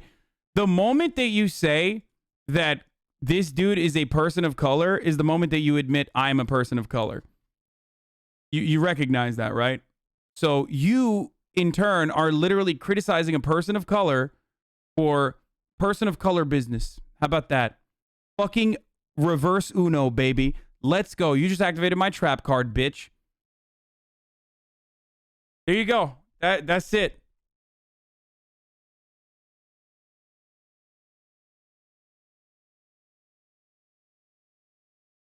they will, or a portion of them will, become the predators 15 years from now. What? You're literally POC? Bro, yeah, a person of fucking Caucasianness, okay? Dude, I'm sorry, dude. My name is Hasan. I'm Muslim. I'm Middle Eastern. Like, I look like spicy white, sure. But, like, I can't fucking claim ownership of this, okay? It's ridiculous. Like, oh, man, I'm POC. Like, it sounds so stupid when I say it, dude. It just sounds so dumb. I don't know why people always fucking say this shit. Like, it's ridiculous, dude. Listen. Like, have I been discriminated against? Certainly. Absolutely.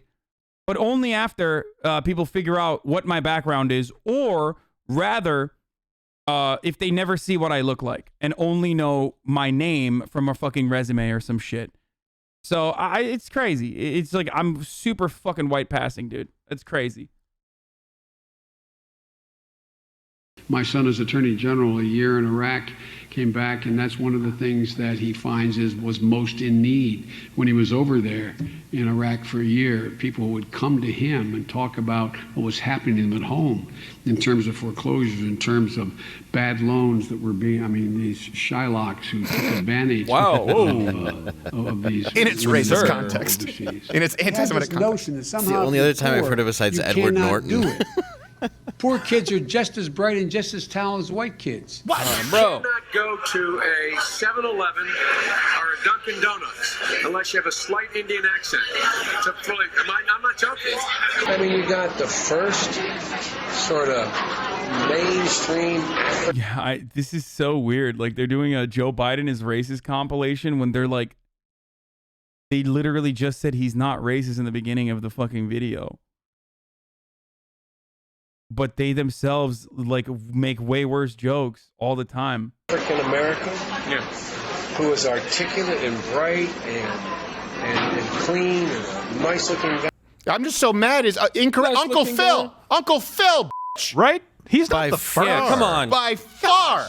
By far. I love how he follows it up. I'm not joking. And I'm like, you can't use that as a story now. Yeah. we were going to say you were joking. We're going to say you were joking. No, literally, I'm not joking. It's like when Robert Byrd said the N-word 2 times, and he was saying, you got a lot of white N-words. I've seen white N-words in my day to insult them. Yeah. And then his correction was like, I'm sorry, I used language that, I understand is offensive to some and no longer appropriate. Well, it's offensive because you designed it as an offensive term. Right, exactly. Because you're denigrating black people and saying some white people are so lowly as black people. Like, where does that come from? I'm like, no, I'm I'm not attributing motive there. You filibustered the civil. Wait, did they bleep out bitch? But like then got a white dude to say the N-word? And they didn't bleep that part out? I'm losing my mind right now a little bit. What's happening?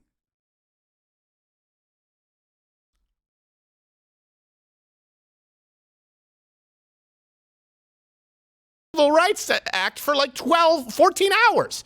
And you're still sticking a landing with the N-word. The point is, like father, like son, Joe Biden, take him at his word. He's not joking. I still don't think that they should be canceled for racism as much as the, pedophilia. Oh, okay. I'm telling you, we are being memed. They want you to be commenting on the fact that they're leaning into the 1/4 black stuff. Quarter black, get it right. I don't know if that's real or not. I feel like, I don't know if that's real or not. I mean, you can fucking cancel me all you want to be like, oh, dude, Hasan is like questioning the blackness of someone who's like quarter black. But like, bro, you don't look black. Like, you take all the benefits of being a white person. Like, you have the privilege. Like, that's crazy. That's crazy to me. I'm sorry. You literally have all the privilege. That's wild. And you're so privileged that you decided to like literally become a conservative too on top of that. Which, by the way, is like, it's like me saying I'm fucking brown. Like, anyway. Okay, so we're going to talk about the Muslim family in the terror attack that happened in London, Ontario with a vehicle attack. And there is a New York Daily Post. I don't know who whitewashed your view on yourself, but you are POC, my man. Okay, guys. I am not a regular white person, okay? I'm not white. I understand that. I get it. But for me to say that, like, I share similar struggles with brown people, I think is ridiculous because I have a profound amount of privilege because I look the way I do. Do you understand what I'm saying? I'm not white like Will is, but I'm pretty fucking white. It's crazy for me to, I think, say that I'm not so white passing that I have like white privilege in many different ways.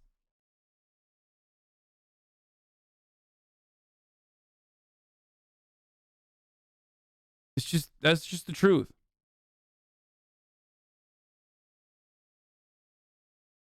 Do you get it? Do you understand?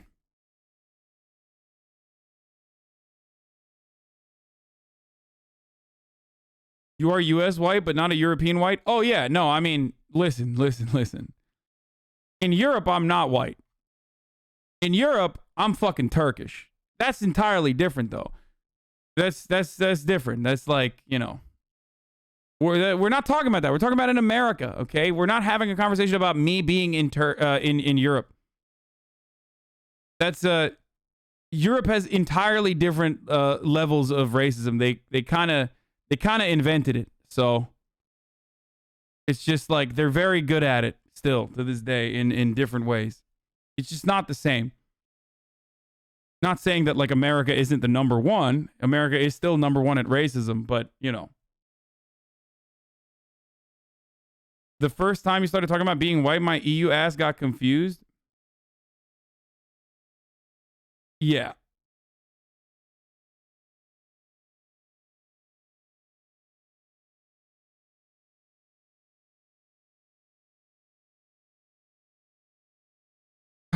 Anyway. Maybe in Northern Europe, but you definitely pale as fuck for us Southern Europeans. Yeah, dude, tell Italians how they feel about Turkish Muslims, dude. I wonder how Italians feel about Turkish Muslim immigrants. I mean, especially for Germany, it's they feel some type of way very outwardly, but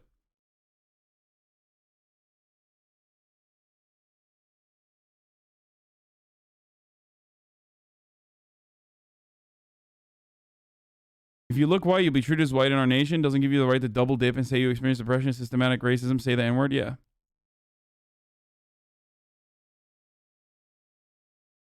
Okay. Been an absolutely heart-wrenching day in this community, and take a look here as we're standing at the site where the family was killed, and this crowd has really been growing by the minute here tonight. At one point, people were lining both sides of this street, some people climbing to lay flowers, others openly sobbing. Everyone here just trying to come to terms with the horror of what happened here on Sunday night, and a warning that some of the details in this report are difficult to hear.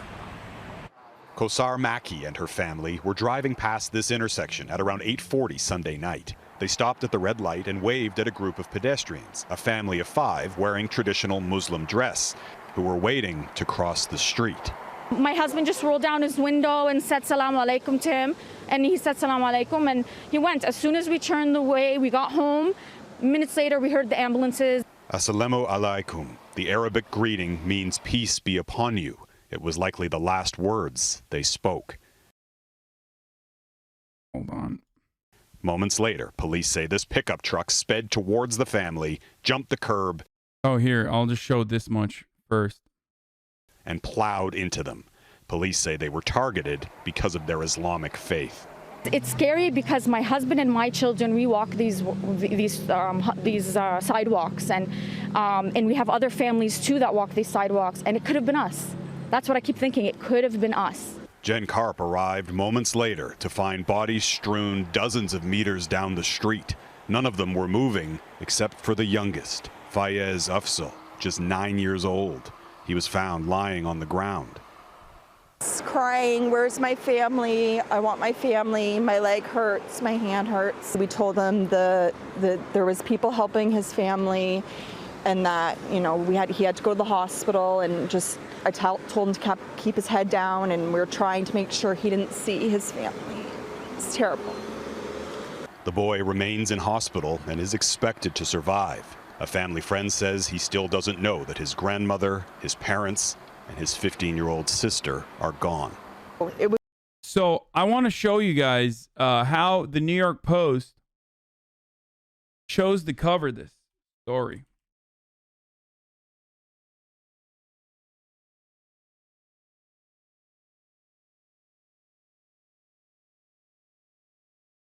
Suspect in deadly attack on Muslim family had no known ties to hate groups.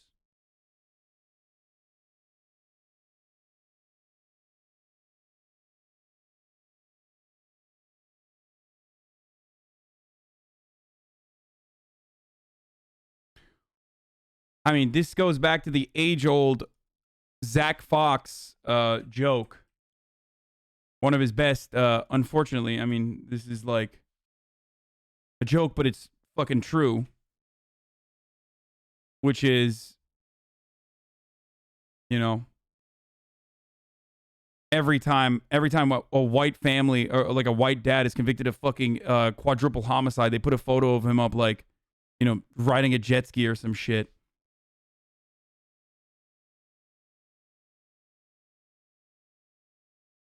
That's an editorial choice.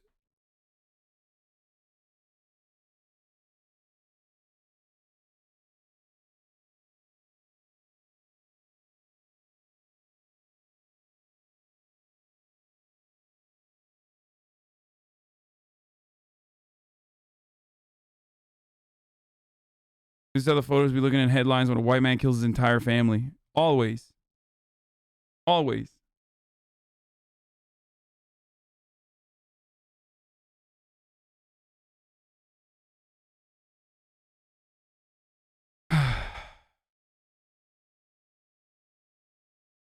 I mean, it is intentional. Like it's literally intentional. That's on purpose. To like remove the white supremacist undertones from this hate crime against Muslims is deliberate.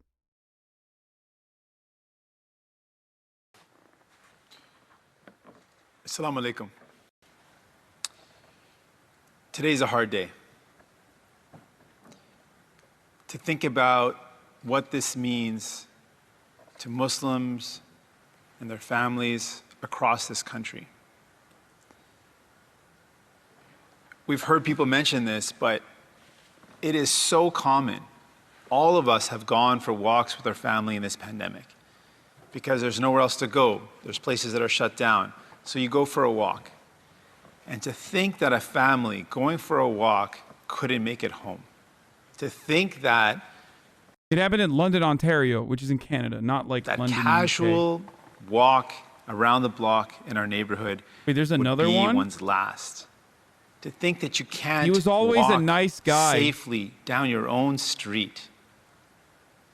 And to think about what that means for a Muslim family right now. People are talking to their families and saying, you know what, maybe you shouldn't go for a walk. There are people literally thinking about whether they should walk out their front door in our country. When we think about what that means, some people have said, this is not our Canada. And I think about what that means when people say, this is not our Canada. This happened in London, Ontario. I lived in London, Ontario for 5 years. I loved my time there. I think about the fact that my parents chose to make Canada our home. I love my home. I love this place. But the reality is, this is our Canada. This is our Canada. Our Canada is a place where 215 little kids were found dead in unmarked graves. Our Canada is a place where you can't walk down the streets if you wear a hijab because you will be killed. This is our Canada. We can't deny it. We can't reject that because it does no one any help.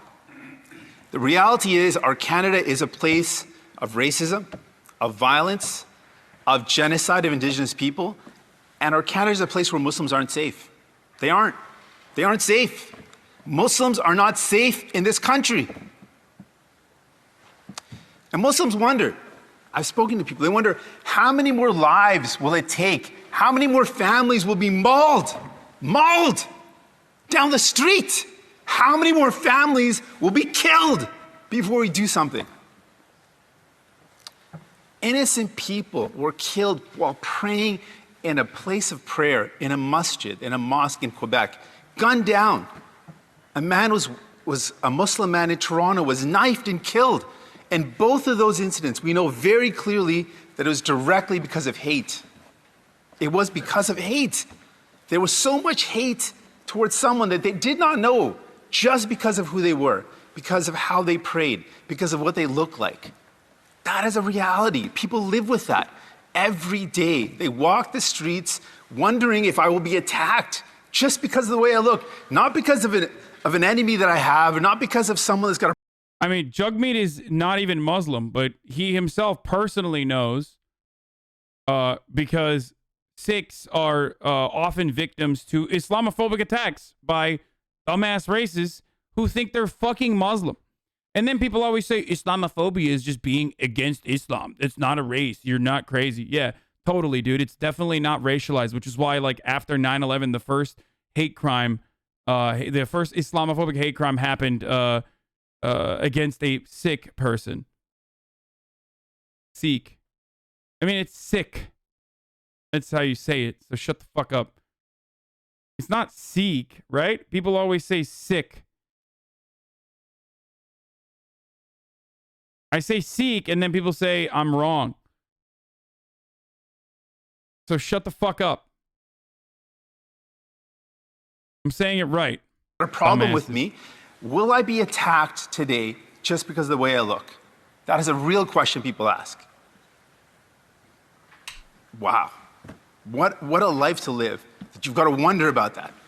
And we think about people that left violence, they fled persecution, refugees that come to this country thinking, I'm going to be safe here. This is a place of safety. And they're not safe. People unfortunately say you're wrong, whatever you say, my man. That's true. Bruh. Seek. Okay, that's the American pronunciation, I guess. Bro, there are sick people in my fucking chat saying that I'm correct. What do you want?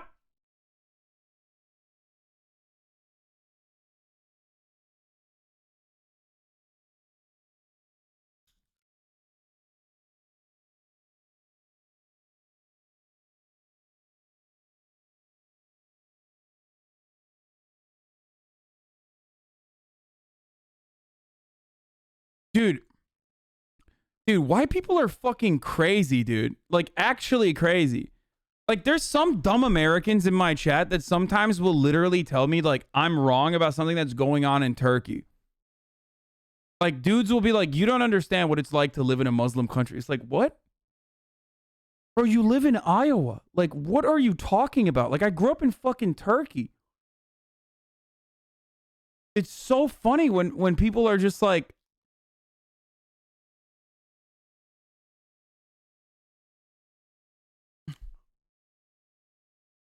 it's like, dog, I'm American. I literally know more about Turkey than you do, a Turkish person.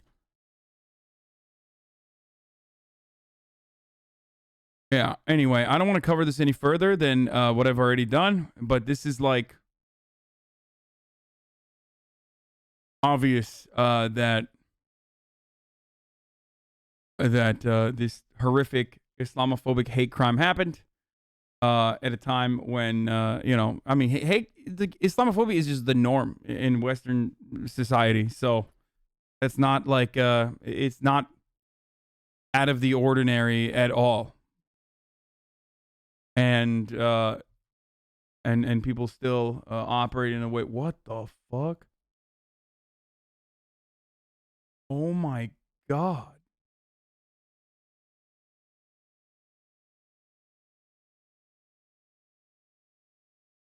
Victim used to be in the research group I'm in, and our professors knew her. I'm sorry to hear that, man.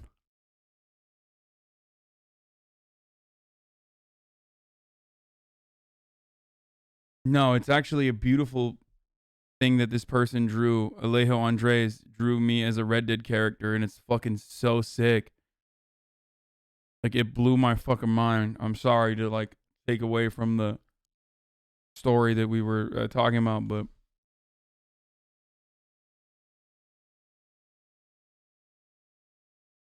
it's incredible.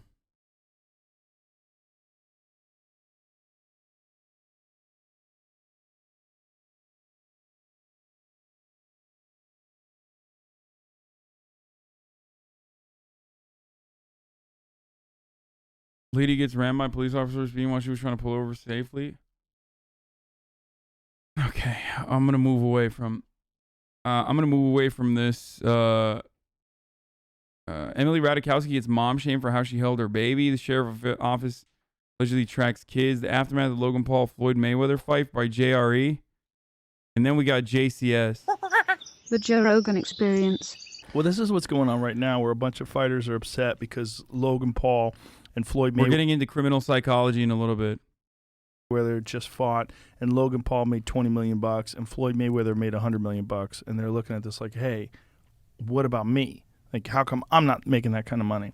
And I think what they have to understand is, whether you like it or not, even if you are an elite, the elite of the elite, a Kamaru Usman, or pick any style bender, some of the best fighters in the UFC, even the elite of the elite, the money comes from people wanting to buy your pay-per-view.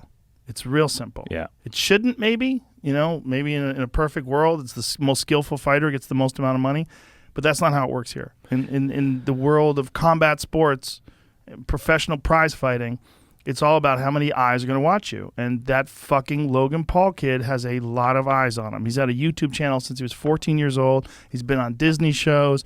He's this controversial, larger-than-life, internet celebrity. And people are willing to pay a lot of money to see if he can box with literally one of the greatest fighters that's ever lived in Floyd Mayweather. Hey, look, I'm not mad at it. I'm not mad at it either. Yeah, and you know what? The best fighters, some of the best fighters to ever fight, Lennox Lewis. A level-headed take from Joe Rogan? I wonder why. Perhaps it's because this is an area that he actually has expertise in, instead of literally 99.9% of other things that he talks about. Andre Ward, these guys that I had the honor of representing, you never hear out of these elites that they're pissed. They're like, good for them. Because I think that they get on a fundamental level that as human beings, here we go, the Joe Rogan bash. Or really? It's a Joe Rogan bash for me to say like his anti-vaxxer takes are dumb as fuck, whereas his fighting takes are actually great because he is fucking literally this is like, especially fighting and how fighters make money and shit like that is similar, is his area of expertise. Hardwired to watch the train wreck. We want to see carnage.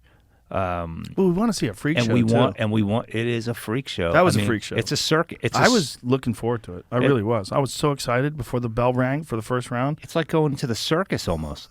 It's like a dude wrestled a bear. I mean, can he wrestle a bear? You know what it reminded me of? It reminded me of when Rocky fought Hulk Hogan in one of the Rocky movies. Well, the difference though is that Floyd, first of all, Literally got sad that I didn't respond to his debate. You got to give credit to Floyd Mayweather for doing that because it's so crazy to fight a guy 35 pounds heavier than you. That's so big. It looked like he looked like he was fighting a giant. Yeah. It was like, and to watch him, look, people have a lot of opinions about Floyd Mayweather, what he does, how he spends his money. Listen, the guy's brilliant in a lot of ways. He's tapped into something that human beings want and want to see. But this is boring. Oh my God. Now that we briefly mentioned that I will be watching fucking JCS, now my mind can't comprehend anything other than that. I want to get back to JCS now. It's my addiction, dude. I got murder on my mind, boys.